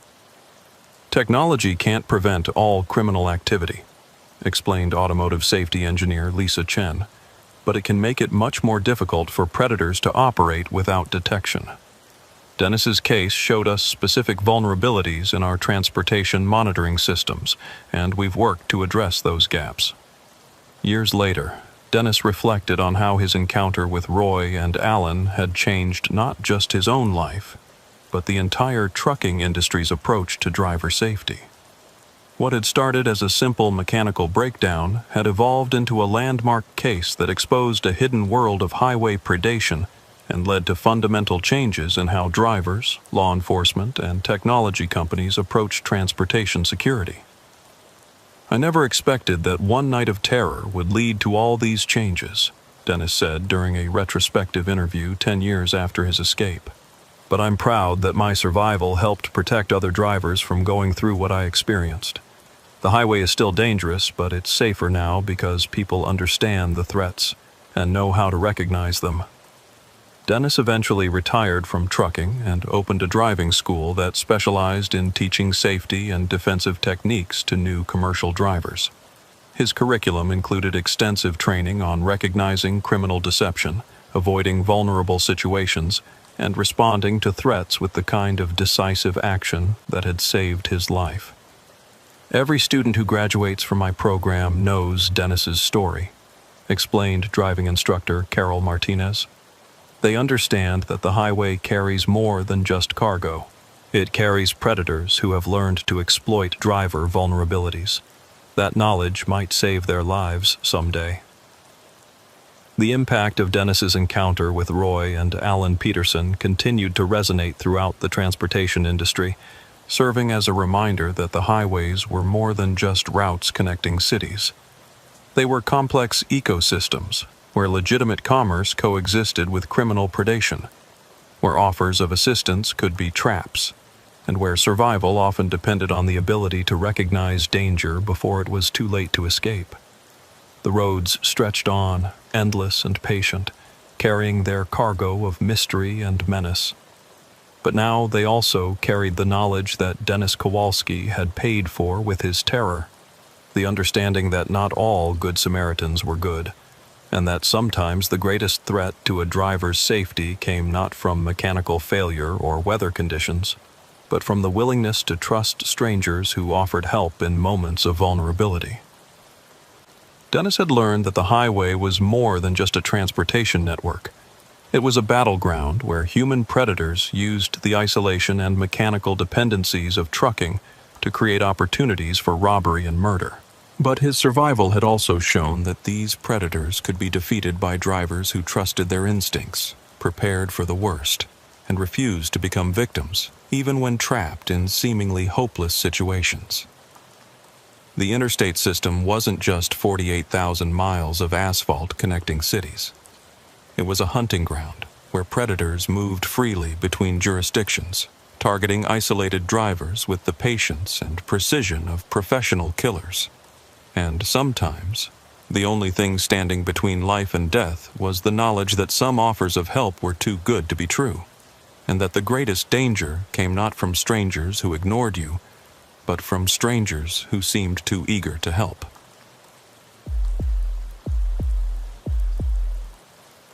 Carl's experience had proven that the road could break a person's mind as easily as it could break their truck, and that the greatest enemy a driver might face wasn't mechanical failure or bad weather, but the gradual dissolution of their ability to distinguish between what was real and what was imagined. The highway carried more than just cargo and commerce. It carried the potential for psychological transformation that could destroy lives or, with proper intervention and treatment, lead to new understanding of the human mind's vulnerability and resilience.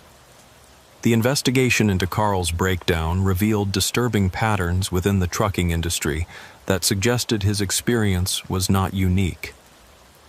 Federal transportation safety officials discovered that psychological breakdowns among long-haul drivers were significantly more common than previously documented, with many cases being misclassified as simple fatigue or substance abuse rather than recognized as complex psychological crises requiring specialized treatment.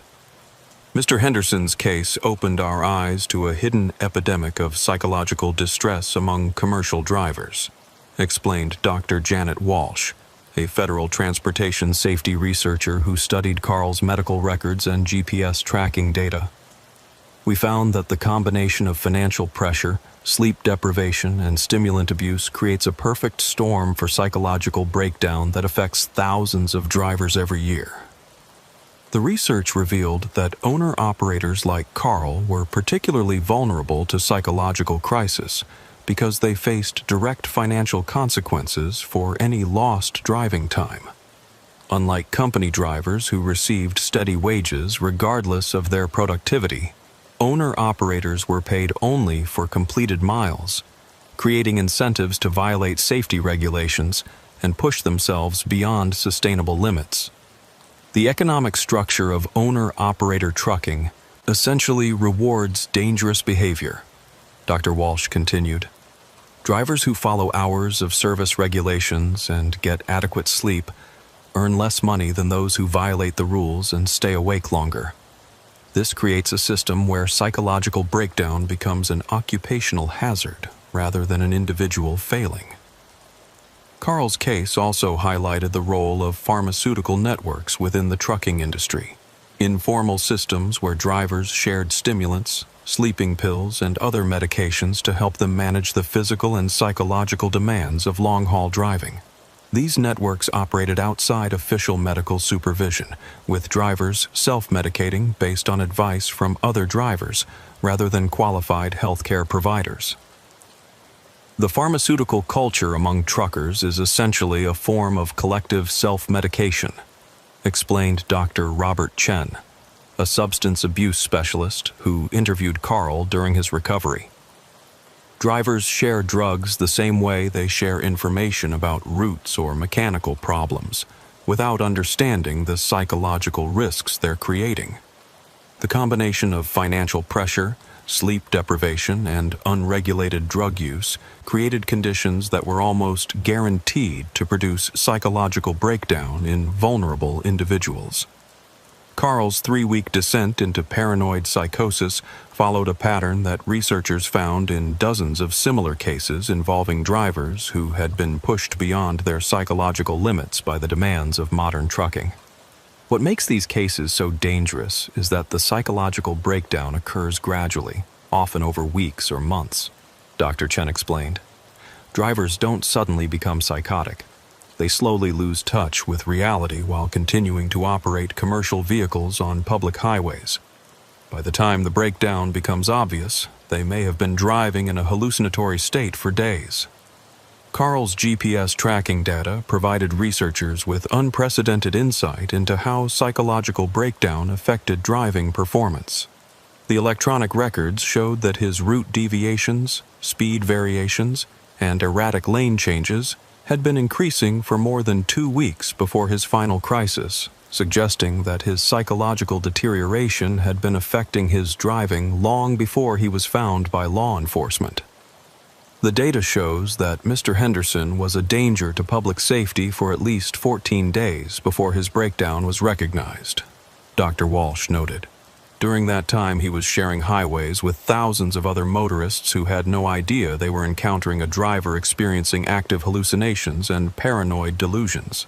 The case led to new research into electronic monitoring systems that could detect signs of psychological distress before they resulted in dangerous driving behavior. Researchers began developing algorithms that could analyze GPS tracking data, electronic logging records, and vehicle performance metrics to identify patterns that might indicate driver psychological impairment. We're working on early warning systems that could alert fleet managers and safety officials when a driver's behavior suggests possible psychological distress, Dr. Walsh explained. The goal is to intervene before the breakdown becomes severe enough to endanger public safety. Carl's medical treatment also contributed to new understanding of how amphetamine psychosis developed and progressed in the context of professional driving. His detailed accounts of his hallucinations and paranoid thoughts provided psychiatrists with valuable information about how sleep deprivation and stimulant abuse combined to create specific types of psychological symptoms. Mr. Henderson's case is particularly valuable because he was able to provide such detailed descriptions of his hallucinatory experiences, explained Dr. Lisa Warren, the psychiatrist who supervised his treatment.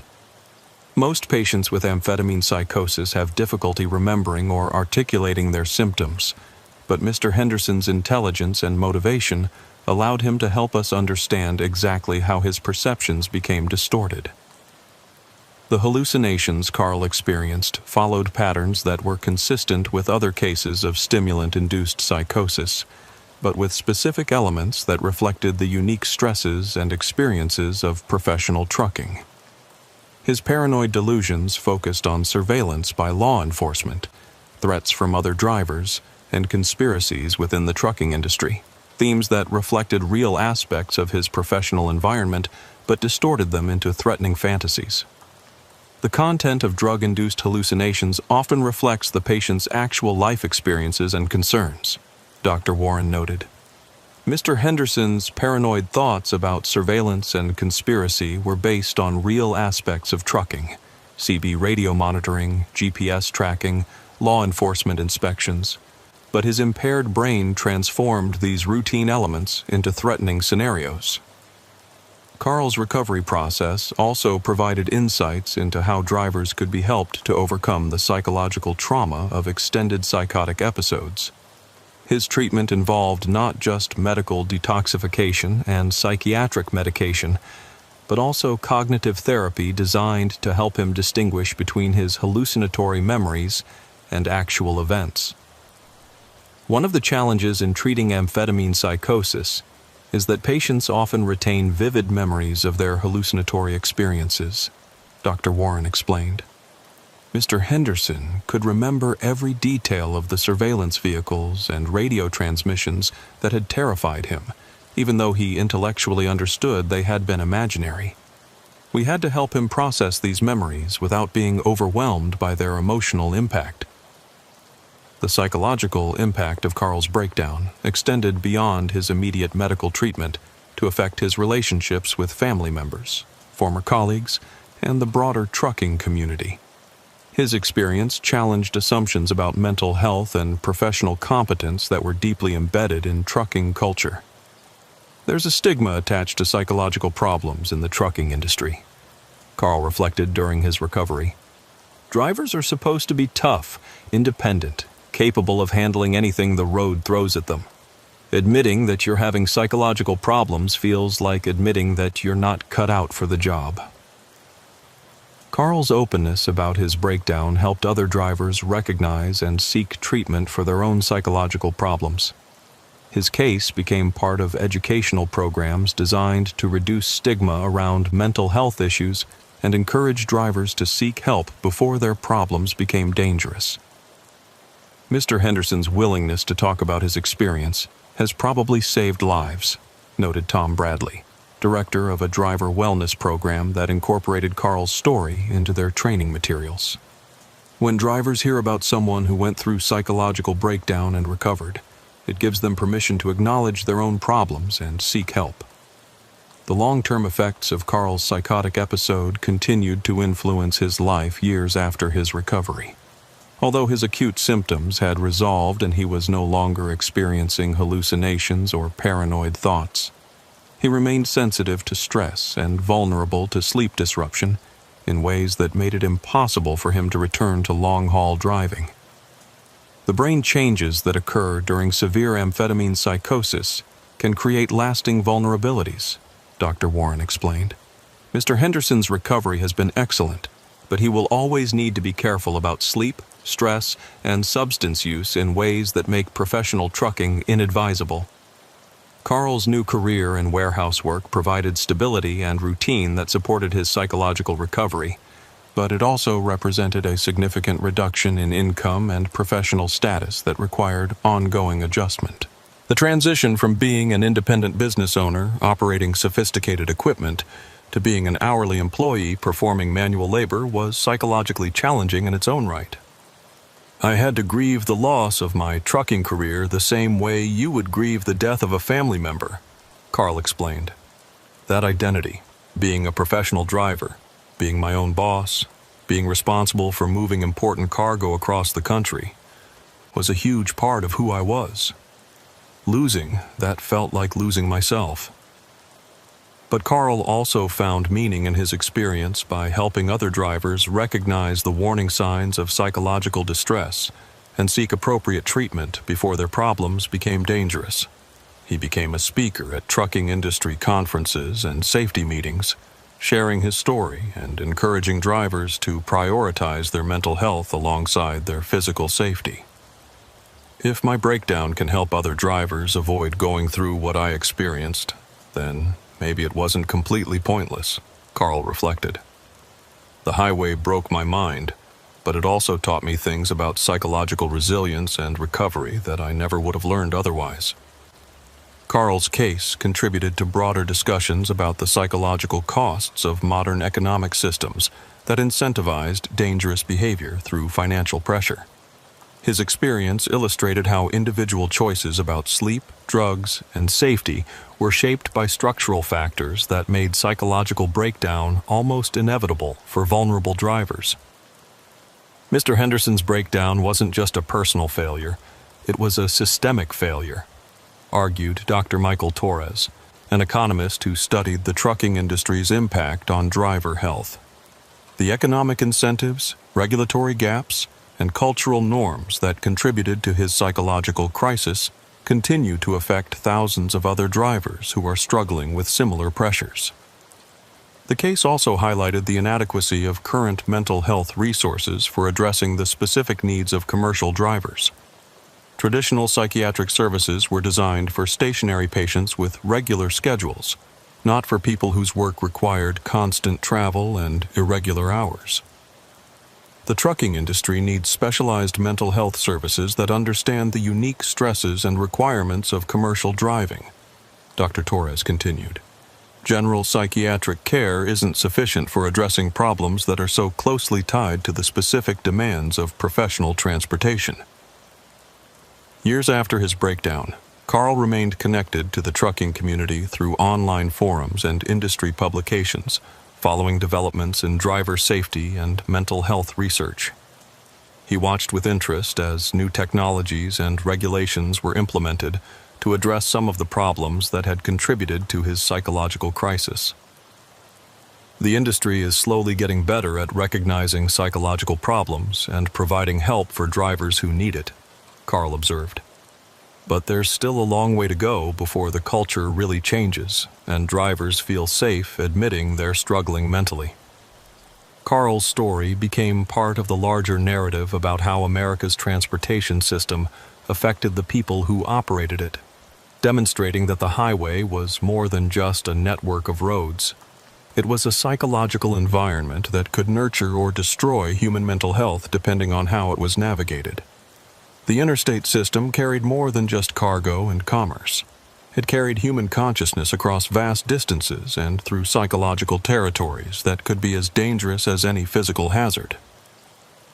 Carl had learned that the greatest threat to a driver's safety might not come from other vehicles or weather conditions, but from the gradual erosion of their ability to distinguish between reality and imagination. The highway had shown Carl that the human mind, like any other piece of equipment, had operational limits that couldn't be safely exceeded. When those limits were surpassed through sleep deprivation, chemical stimulation, and psychological pressure, the results could be as catastrophic as any mechanical failure, and far more difficult to predict or prevent. But the road had also taught Carl about the possibility of recovery and redemption, about the human capacity to survive psychological breakdown and rebuild life on more sustainable foundations. His experience proved that even the most severe mental health crises could be overcome with appropriate treatment, social support, and the willingness to make difficult changes in lifestyle and career. Carl's 3-week cross-country descent into madness had revealed both the vulnerability and the resilience of human consciousness when subjected to the extreme conditions of modern commercial transportation. His journey across America had become a journey through the darkest territories of his own mind, where the familiar landmarks of rational thought disappeared beneath waves of paranoid delusion and hallucinatory terror. The aftermath of Carl's breakdown continued to ripple through the trucking industry as researchers, safety officials, and drivers themselves grappled with the implications of his experience. His case had exposed fundamental problems with how the transportation system treated human psychology, revealing that the same economic pressures that made the industry profitable were also making it psychologically dangerous for the people who operated it. Carl Henderson's story forced us to confront uncomfortable truths about the hidden costs of our transportation system, explained Dr. Sarah Kim, a transportation psychologist who had studied Carl's case extensively. We discovered that psychological breakdown wasn't an isolated incident affecting a few troubled drivers. It was a systematic problem affecting thousands of people who were being pushed beyond human limits by economic necessity. The research sparked by Carl's case revealed disturbing statistics about mental health in the trucking industry. Studies found that long-haul drivers experienced rates of depression, anxiety, and substance abuse that were significantly higher than the general population, with owner-operators like Carl showing the highest levels of psychological distress. The isolation, financial pressure, and physical demands of long-haul trucking create a perfect storm for mental health problems, Dr. Kim continued. When you add sleep deprivation and stimulant abuse to that combination, psychological breakdown becomes almost inevitable for vulnerable individuals. Carl's detailed medical records and GPS tracking data became the foundation for new research into how psychological breakdown progressed over time. Researchers were able to map the relationship between his deteriorating mental state and his increasingly erratic driving behavior, creating models that could potentially predict when other drivers might be approaching similar crisis points. Mr. Henderson's case gave us unprecedented insight into the timeline of psychological breakdown, explained Dr. Janet Walsh, who led the federal research team. We could see exactly how his driving performance deteriorated as his mental state declined, providing us with potential early warning signs that could be used to identify other drivers in crisis. The GPS data showed that Carl's route deviations and speed variations had begun increasing more than 3 weeks before his final breakdown, suggesting that intervention might have been possible if appropriate monitoring systems had been in place. His electronic logging records revealed a pattern of hours of service violations that had been escalating for months, indicating that his dangerous behavior had been building toward crisis for an extended period. The data suggests that psychological breakdown in trucking doesn't happen overnight, Dr. Walsh noted. It's a gradual process that develops over weeks or months, creating multiple opportunities for intervention if we know what to look for. The case led to development of new monitoring technologies designed to detect early signs of driver psychological distress. Trucking companies began implementing systems that could analyze GPS data, electronic logging records, and vehicle performance metrics to identify patterns that might indicate mental health problems. We're developing algorithms that can recognize the subtle changes in driving behavior that precede psychological breakdown, explained Dr. Robert Martinez, a computer scientist working on driver monitoring systems. The goal is to flag drivers who might be developing problems before they become dangerous to themselves or others. But the technological solutions also raised concerns about privacy and the potential for discrimination against drivers who sought mental health treatment. Carl's experience demonstrated how financial pressure could drive people to hide psychological problems rather than risk losing their employment, and new monitoring systems needed to balance safety concerns with drivers' rights to privacy and fair treatment. There's a real tension between protecting public safety and protecting drivers' privacy, noted labor attorney Lisa Chen, who represented truckers in disputes with employers. Drivers are already subject to extensive monitoring and regulation, and adding psychological surveillance raises serious questions about workers' rights and medical confidentiality. Carl became an advocate for mental health resources that would help drivers without exposing them to employment discrimination. His experience had taught him that seeking help for psychological problems often required more courage than continuing to drive while impaired, and he worked to create systems that would support drivers rather than punish them for acknowledging their problems. The industry needs to make it safe for drivers to admit they're struggling mentally, Carl argued during his speaking engagements. Right now, most drivers would rather risk a breakdown than risk losing their jobs by seeking help. That has to change if we want to prevent more tragedies.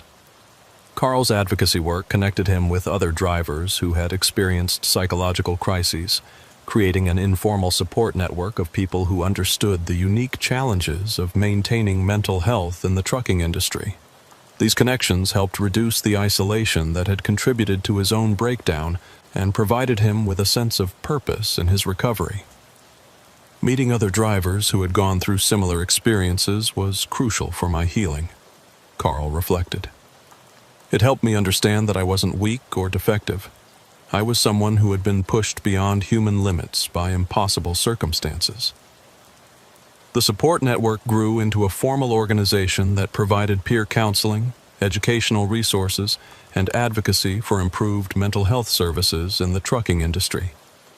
Carl's story became the centerpiece of their outreach efforts, demonstrating that psychological breakdown could be survived and that recovery was possible with appropriate support. Carl's willingness to share his experience openly has broken down a lot of barriers, explained Nancy Rodriguez, a former truck driver who became a peer counselor. When drivers hear his story, they realize that psychological problems aren't a sign of weakness. They're an occupational hazard that requires the same attention as any other safety issue. The organization also worked to educate trucking companies about the economic benefits of supporting driver mental health. Carl's breakdown had cost his employer a valuable truck, lost cargo, insurance claims, and regulatory scrutiny that could have been avoided with earlier intervention. Psychological breakdown is expensive for everyone involved, noted Tom Bradley, a fleet safety manager who implemented new mental health protocols based on Carl's case. When you factor in the costs of accidents, insurance claims, and regulatory violations, investing in driver mental health becomes a clear business advantage. The educational efforts gradually began to change attitudes within the trucking industry, reducing stigma around mental health issues and encouraging drivers to seek help before their problems became dangerous. Carl's story became part of mandatory safety training for new drivers, teaching them to recognize the warning signs of psychological distress in themselves and their colleagues. We use Mr. Henderson's case to illustrate how financial pressure and sleep deprivation can combine to create dangerous psychological conditions, explained Dr. Maria Santos, who developed training materials for the Federal Motor Carrier Safety Administration. Drivers learn that psychological breakdown isn't a personal failing. It's a predictable result of specific risk factors that can be managed with appropriate intervention. The training also emphasized the importance of maintaining work-life balance, getting adequate sleep, and avoiding the pharmaceutical networks that had contributed to Carl's breakdown. Drivers learned alternative strategies for managing fatigue, stress, and financial pressure that didn't involve stimulant abuse or hours of service violations. The key message is that there are safer ways to handle the pressures of trucking, Dr. Santos continued. Drivers don't have to choose between financial survival and psychological health. There are resources and strategies that can help them maintain both. Carl's case also influenced federal policy discussions about hours of service regulations, driver compensation, and safety monitoring systems. His experience demonstrated that current regulations weren't sufficient to prevent dangerous psychological conditions, and policymakers began considering additional protections for driver mental health. The Henderson case shows that we need to think beyond traditional safety regulations, explained Congressman David Wilson, who chaired a subcommittee on transportation safety. Psychological breakdown is a safety issue that affects everyone on the highway, and we need policies that address the root causes rather than just the symptoms. The policy discussions focused on creating economic incentives for safe behavior rather than punishing drivers for following regulations. Carl's experience had shown how financial pressure could override safety considerations, and reformers argued that compensation systems needed to be restructured to reward compliance rather than productivity alone. We need to change the economic incentives that drive drivers to dangerous extremes, argued Dr. Michael Torres, an economist who testified before Congress about Carl's case. Right now, the system rewards dangerous behavior and punishes safe practices. That's backwards from a public safety perspective. The reforms faced resistance from industry groups that argued additional regulations would increase costs and reduce efficiency. But Carl's case provided compelling evidence that the current system was already imposing hidden costs through accidents, insurance claims, and regulatory violations that could be reduced through better mental health support. The costs of psychological breakdown are already being paid, Dr. Torres argued. They're just being paid by insurance companies, healthcare systems, and accident victims, rather than by the industry that creates the conditions causing the problems. Carl continued to follow these policy discussions with interest, understanding that systemic changes would be necessary to prevent other drivers from experiencing what he had gone through. His individual recovery was important, but addressing the industry-wide problems that had contributed to his breakdown would require collective action and institutional reform. My breakdown was personal, but the causes were systemic, Carl observed. Until we change the economic and cultural factors that push drivers beyond human limits, there will be more people like me having psychological crises while operating commercial vehicles. Years after his breakdown, Carl remained committed to mental health advocacy while building a stable life in his new career. His warehouse work provided routine and predictability that supported his psychological recovery, and his advocacy efforts gave him a sense of purpose that helped him find meaning in his traumatic experience. I lost my trucking career, but I gained an understanding of mental health that I never would have developed otherwise, Carl reflected. The breakdown was the worst experience of my life, but it also taught me things about resilience and recovery that have made me a stronger person. Carl's story continued to inspire other drivers who were struggling with similar challenges, proving that psychological breakdown could be survived and that life could be rebuilt on more sustainable foundations. His experience demonstrated that the highway, while dangerous to mental health, could also be a teacher that revealed important truths about human vulnerability and resilience. The road had broken Carl's mind, but it had also shown him the possibility of healing and transformation. His 3-week descent into paranoid psychosis had revealed the darkest aspects of modern transportation culture, but his recovery had illuminated the potential for positive change within an industry that desperately needed reform. Carl's journey across America had become more than just a cross-country freight haul. It had become a journey through the landscape of human consciousness under extreme stress, mapping territories of madness and recovery that few people ever experienced directly. His willingness to share that journey with others had made him an inadvertent pioneer in understanding how the highway affected human psychology and how those effects could be managed more safely. The interstate system carried more than cargo and commerce. It carried human minds across vast distances and through psychological territories that could be as treacherous as any physical hazard. Carl's experience had proven that the greatest threat to highway safety might not come from mechanical failures or weather conditions, but from the gradual dissolution of drivers' ability to distinguish between reality and hallucination. But the road had also shown Carl that even the most severe psychological breakdown could be overcome with appropriate treatment, social support, and the courage to change course when existing paths became unsustainable. His story had become a testament to human resilience and a roadmap for others who found themselves lost in the psychological wilderness of modern commercial transportation. Carl Henderson's 3-week cross-country nightmare had revealed that America's highway system was more than just a transportation network. It was a psychological environment where the pressures of economic survival could push human consciousness to its breaking point, but where recovery and redemption remained possible for those willing to seek help and make difficult changes in their lives. The long haul. Carl Henderson had been pushing himself too hard for too long, and he knew it. 3 weeks of back-to-back cross-country runs from Seattle to Miami, averaging 18 hours of driving per day with minimal sleep, had left him operating on caffeine, determination, and the kind of pharmaceutical assistance that kept long-haul truckers moving when their bodies demanded rest. His 2019 Kenworth T680 had become both his prison and his lifeline, carrying him across America's highways in a blur of interstate miles that were beginning to blend together into an endless stream of white lines and yellow markers. Carl was an owner-operator trying to dig himself out of a financial hole that had been growing deeper with each passing month. His truck payments were 3 months behind. His insurance premiums had doubled after a minor accident in Ohio, and his ex-wife's attorney was threatening to garnish his wages for overdue child support. The only way out was to take every load offered, drive every mile possible, and hope that the money would come in fast enough to keep his business alive and his life from completely falling apart. The current run was supposed to be his salvation.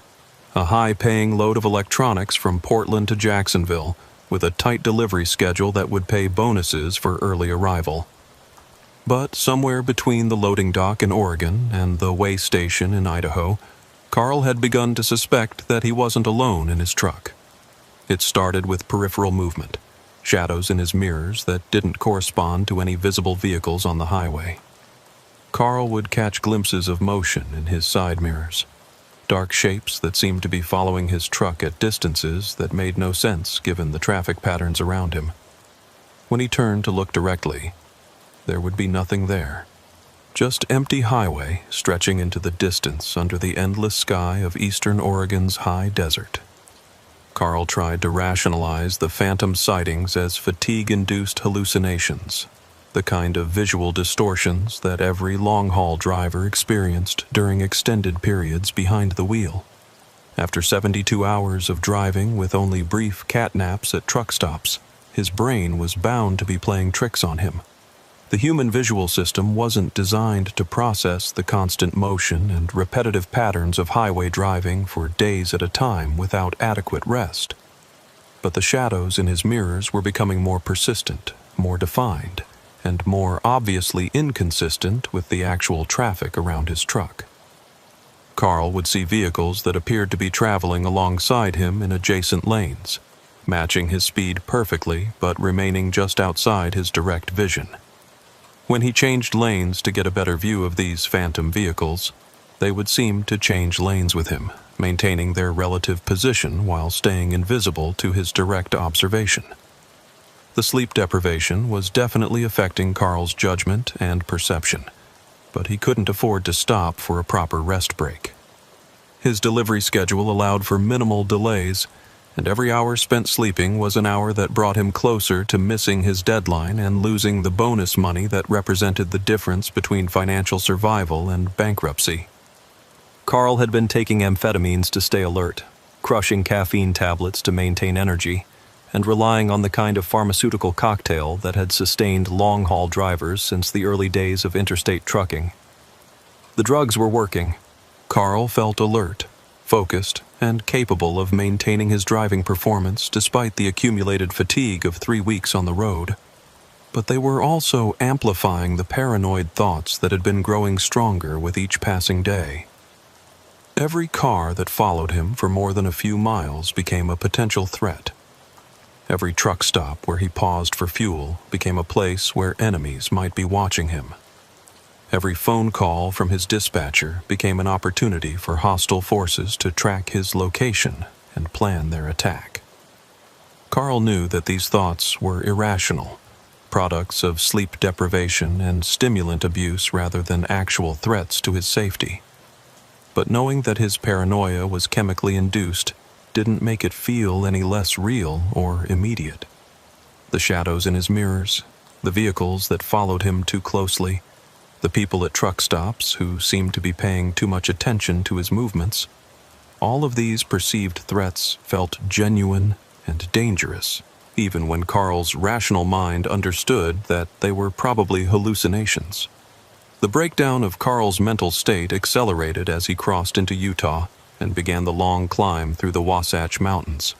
The combination of high altitude, reduced oxygen levels, and continued stimulant use created a perfect storm of psychological instability that made it increasingly difficult for Carl to distinguish between reality and hallucination. The shadows in his mirrors began to take on more definite shapes. Black SUVs with tinted windows, unmarked police cars, even military vehicles that seemed to be conducting some kind of surveillance operation. Carl's CB radio, which had been his constant companion throughout his career, began picking up transmissions that seemed to be specifically about him. Voices would discuss his location, his cargo, and his destination with a level of detail that suggested they were tracking his movements in real time.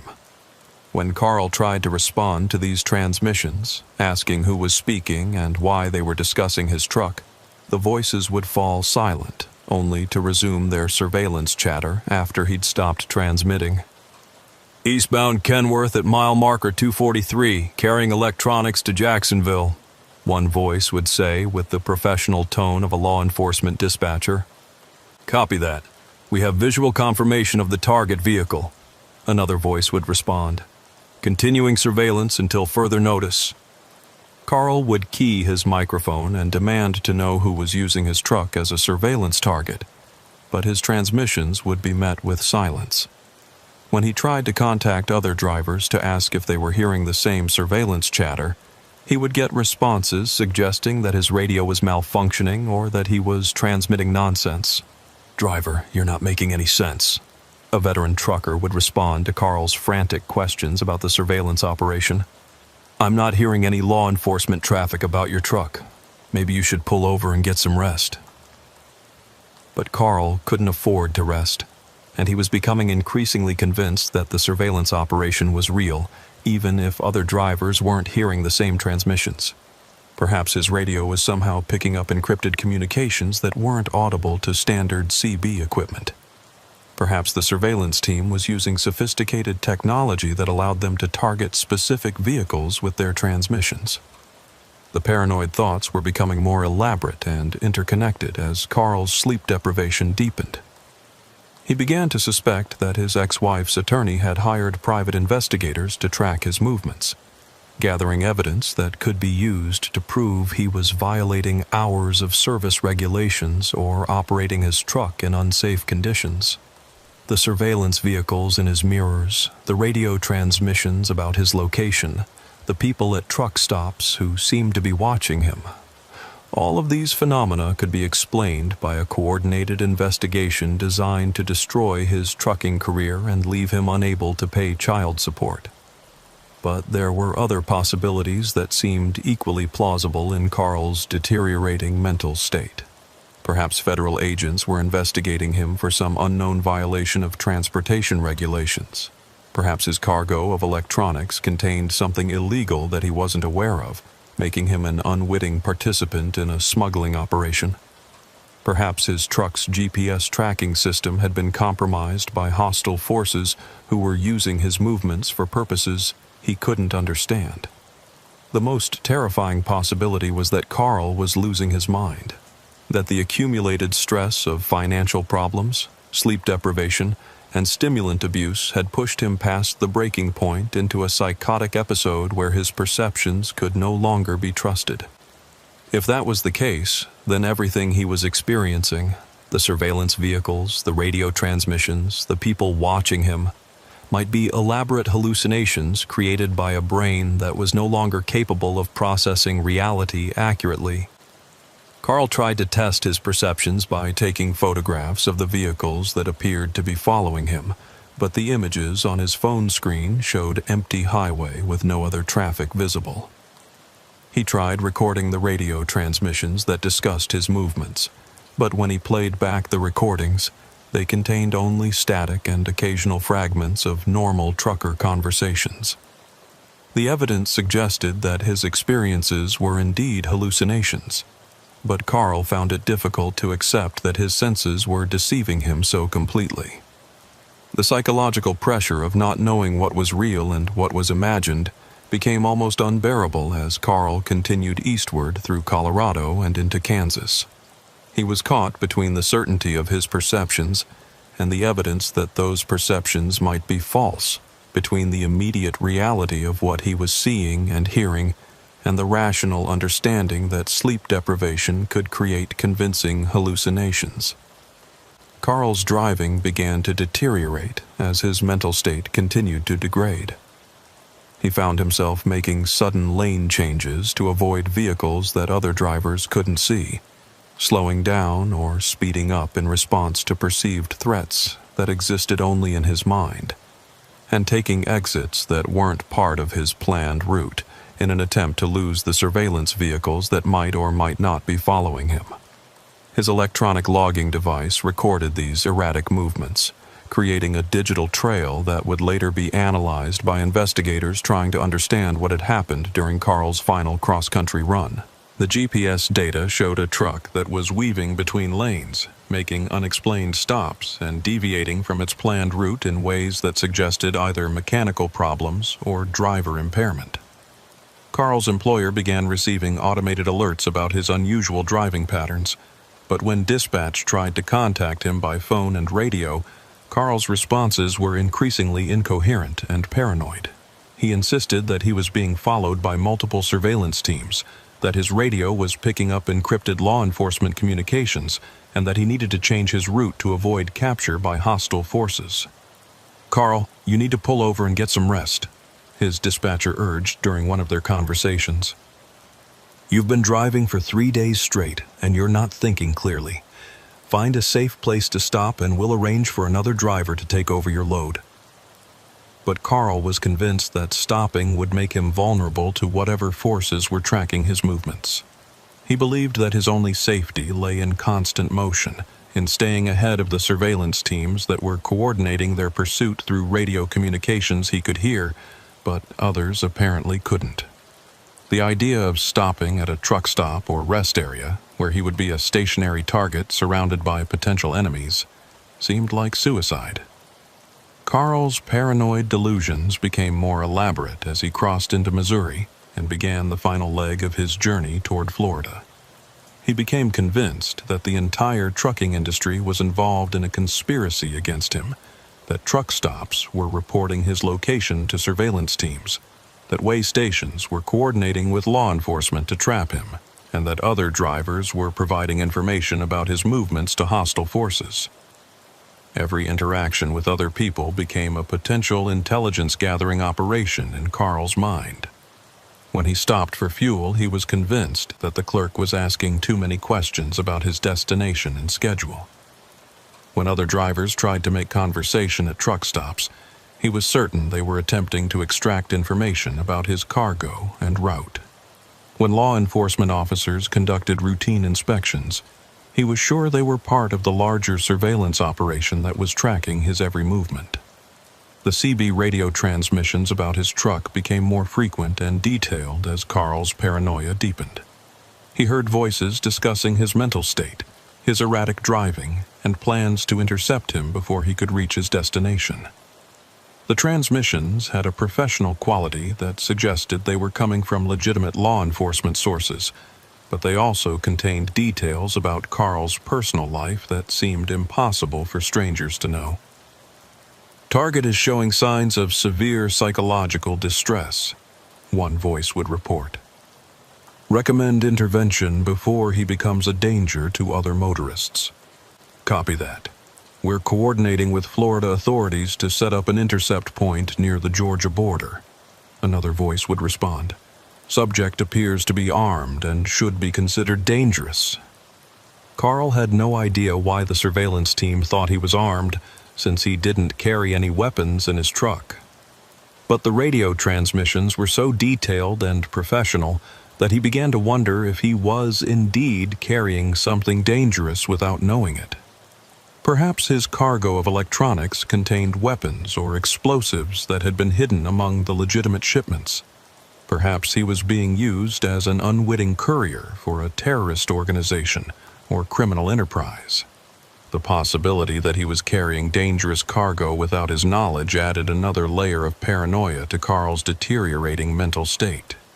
He began to imagine that his truck could be remotely detonated by hostile forces, that the electronics in his trailer contained surveillance equipment that was tracking his movements, and that he was being set up as a patsy in some larger criminal operation. Carl's sleep deprivation reached critical levels as he entered Georgia, having been awake for more than 96 hours with only brief periods of unconsciousness that couldn't be called sleep. His visual hallucinations became more vivid and persistent, with shadow vehicles in his mirrors being joined by people who appeared to be standing on overpasses, watching his truck pass below with what seemed like hostile intent. The auditory hallucinations also intensified, with Carl hearing voices outside his truck even when he was parked at fuel stops with his engine turned off. The voices seemed to be discussing plans to stop his truck, arrest him for crimes he didn't understand, and confiscate cargo that they claimed was evidence of illegal activity. Carl began to realize that he was probably experiencing a psychotic break caused by the combination of sleep deprivation, stimulant abuse, and psychological stress. But this rational understanding didn't make the hallucinations any less vivid or terrifying. Even knowing that the surveillance vehicles were probably imaginary didn't reduce the fear they generated, and even understanding that the radio transmissions might be auditory hallucinations didn't make them any less convincing. The final crisis came as Carl approached Jacksonville, less than 50 miles from his delivery destination. His truck's engine began making unusual sounds that seemed to echo the irregular rhythms of his own heartbeat, and his dashboard lights began flashing in patterns that appeared to correspond to the radio transmissions he was hearing about his surveillance. Carl became convinced that his truck was being remotely controlled by the same forces that had been tracking his movements across the country. The steering wheel seemed to be moving independently of his inputs. The accelerator responded sluggishly to his commands, and the brake pedal felt spongy in a way that suggested someone else was controlling his vehicle's speed and direction. The realization that he might not be in control of his own truck sent Carl into a panic that transcended anything he had experienced during his 3-week odyssey across America. If hostile forces could control his vehicle remotely, then he was nothing more than a passenger in a truck that was being driven toward whatever destination his enemies had chosen for him. Carl tried to regain control of his truck by pulling over at the next exit, but the vehicle seemed to resist his attempts to change course. When he tried to call for help on his cell phone, the device appeared to be jammed or controlled by outside forces. When he attempted to use his CB radio to contact other drivers, his transmissions seemed to be blocked or redirected in ways that prevented legitimate communication. The sense of complete helplessness was overwhelming for someone who had spent his entire adult life in control of powerful machinery, navigating America's highways with the confidence and skill of a professional driver. Carl had always prided himself on his ability to handle any situation that arose on the road, but now he was trapped in a vehicle that might be controlled by enemies he couldn't identify, carrying cargo that might be evidence of crimes he didn't understand, heading toward a destination where law enforcement officers were apparently waiting to arrest him. Carl's final rational thought was the recognition that he needed immediate medical attention, that his mental state had deteriorated to the point where he was a danger to himself and other motorists. But this moment of clarity was overwhelmed by the continuing hallucinations and paranoid delusions that had been building for days, leaving him unable to distinguish between reality and the products of his disintegrating mind. The Florida Highway Patrol found Carl's truck at 3:47 a.m. parked on the shoulder of Interstate 95 about 30 miles south of Jacksonville. Carl was sitting in his driver's seat, staring straight ahead through his windshield with the vacant expression of someone whose mind had completely disconnected from reality. He was responsive to verbal commands, but unable to provide coherent answers to questions about his condition or his intentions. The medical evaluation revealed severe dehydration, malnutrition, and acute amphetamine psychosis complicated by sleep deprivation that had lasted for at least 4 days. Carl's blood work showed levels of stimulants that were approaching toxic concentrations, and his neurological examination indicated temporary but significant impairment of his ability to process sensory information and distinguish between internal mental events and external reality. Mr. Henderson appears to have experienced a complete psychotic break caused by the combination of sleep deprivation and stimulant abuse, explained Dr. Sarah Mitchell, the emergency room physician who treated Carl after his breakdown. His symptoms are consistent with someone who had been hallucinating for several days while continuing to operate a commercial vehicle on interstate highways. The investigation into Carl's condition revealed the extent to which financial pressure had driven him to dangerous extremes in his pursuit of economic survival. His logbooks showed that he had been violating hours of service regulations for weeks, driving far longer than federal law allowed and taking inadequate rest breaks between runs. His pill bottles contained a variety of stimulants, some legally prescribed and others obtained through informal networks of drivers who shared pharmaceutical resources. This is unfortunately a common pattern among owner-operators who are struggling financially, explained Detective Robert Chen, who investigated Carl's case. They push themselves beyond safe limits, use drugs to stay awake longer than humanly sustainable, and eventually experience psychological breakdowns that put themselves and other motorists at serious risk.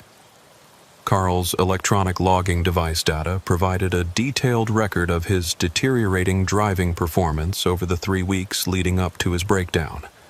The GPS tracking showed increasingly erratic movements, unexplained stops, and route deviations that suggested his decision-making ability had been compromised for days before he was finally found by law enforcement. The data shows a truck that was essentially being operated by someone who was no longer capable of rational thought, Detective Chen explained. Mr. Henderson was experiencing severe hallucinations while driving a 40-ton vehicle at highway speeds. It's miraculous that he didn't cause a fatal accident. Carl spent 2 weeks in a psychiatric facility, recovering from his amphetamine psychosis and processing the trauma of his cross-country psychological breakdown. As his mental state stabilized, he began to understand the extent to which his perceptions had been distorted by sleep deprivation and drug abuse. The surveillance vehicles were hallucinations, Carl admitted during one of his therapy sessions. The radio transmissions about my truck were auditory hallucinations caused by the amphetamines.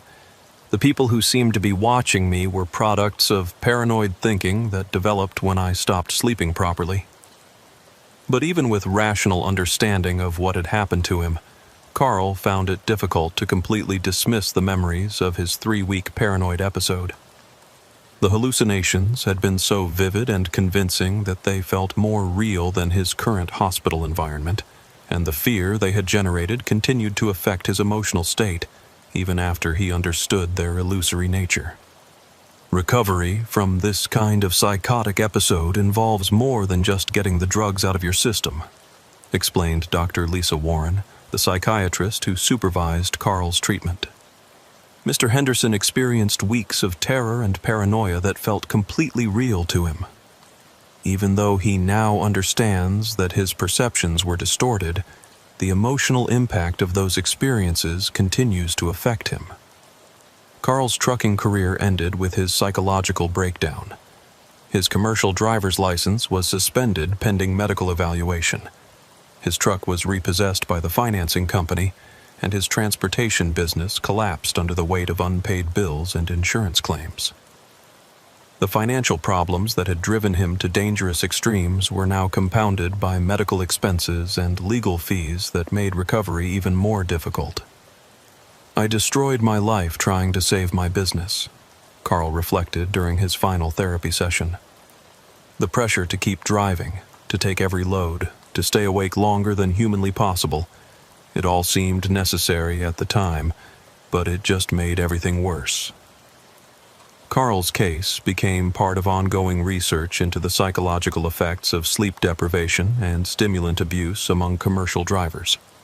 His detailed medical records and the GPS tracking data from his truck provided researchers with valuable information about how financial pressure, regulatory violations, and drug abuse could combine to create dangerous psychological conditions. Mr. Henderson's experience illustrates the hidden costs of economic pressure in the trucking industry, explained Dr. Michael Torres, a researcher who studied Carl's case. When drivers feel forced to choose between financial survival and safe operating practices, some will push themselves to extremes that result in psychological breakdown and public safety risks. The case also highlighted the inadequacy of current systems for identifying and assisting drivers who were experiencing psychological distress. Carl had been in contact with his dispatcher throughout his breakdown, but his employer had no protocols for recognizing the signs of acute psychological impairment or intervening before a driver became dangerous. The trucking industry needs better systems for monitoring driver mental health and providing assistance before psychological problems become safety hazards, Dr. Torres continued. Mr. Henderson's breakdown was preventable if there had been appropriate intervention when his behavior first became erratic. Carl eventually found work in a warehouse, loading trucks rather than driving them. The sedentary work was poorly paid compared to his previous career, but it provided stability and allowed him to begin rebuilding his life without the pressure and isolation that had contributed to his breakdown. "I miss the road sometimes," Carl admitted years later, "but I also remember what it was like to lose my mind while driving a truck at 70 miles per hour. The highway can be beautiful, but it can also be a place where your worst fears and paranoid thoughts have room to grow until they completely take over your reality." Carl's story became a cautionary tale shared among drivers who were struggling with similar financial and psychological pressures.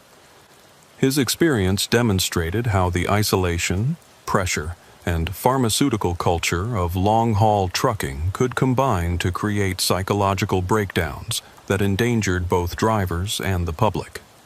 The highway had taught Carl that the greatest dangers weren't always external threats like mechanical failures or weather conditions. Sometimes the most dangerous enemy was the human mind, pushed beyond its limits by financial desperation, sleep deprivation, and chemical stimulation. The road could be a place where reality and hallucination blended together until it became impossible to distinguish between actual threats and imaginary dangers. Carl's 3-week cross-country nightmare had shown him that America's highway system was more than just a transportation network. It was a psychological environment where the stresses of modern commerce could push human consciousness to its breaking point. The endless miles, the isolation, the pressure to maintain impossible schedules, and the pharmaceutical solutions that drivers used to stay alert could combine to create states of mind that were fundamentally incompatible with safe vehicle operation. But Carl's recovery had also shown him that the highway's psychological dangers could be survived and overcome. With proper medical treatment, honest acknowledgement of the problem, and a willingness to change careers, rather than continue endangering himself and others, he had managed to rebuild his life and regain his mental stability. The interstate system wasn't just 48,000 miles of asphalt connecting cities. It was a psychological landscape where the pressures of economic survival, the isolation of long-distance travel, and the pharmaceutical culture of professional driving could combine to create mental states that challenged the very nature of reality itself. And sometimes, the only way to survive the highway was to leave it behind and find a different way to make a living. Carl's experience had proven that the road could break a person's mind as easily as it could break their truck, and that the greatest enemy a driver might face wasn't mechanical failure or bad weather, but the gradual dissolution of their ability to distinguish between what was real and what was imagined. The highway carried more than just cargo and commerce. It carried the potential for psychological transformation that could destroy lives or, with proper intervention and treatment, lead to new understanding of the human mind's vulnerability and resilience.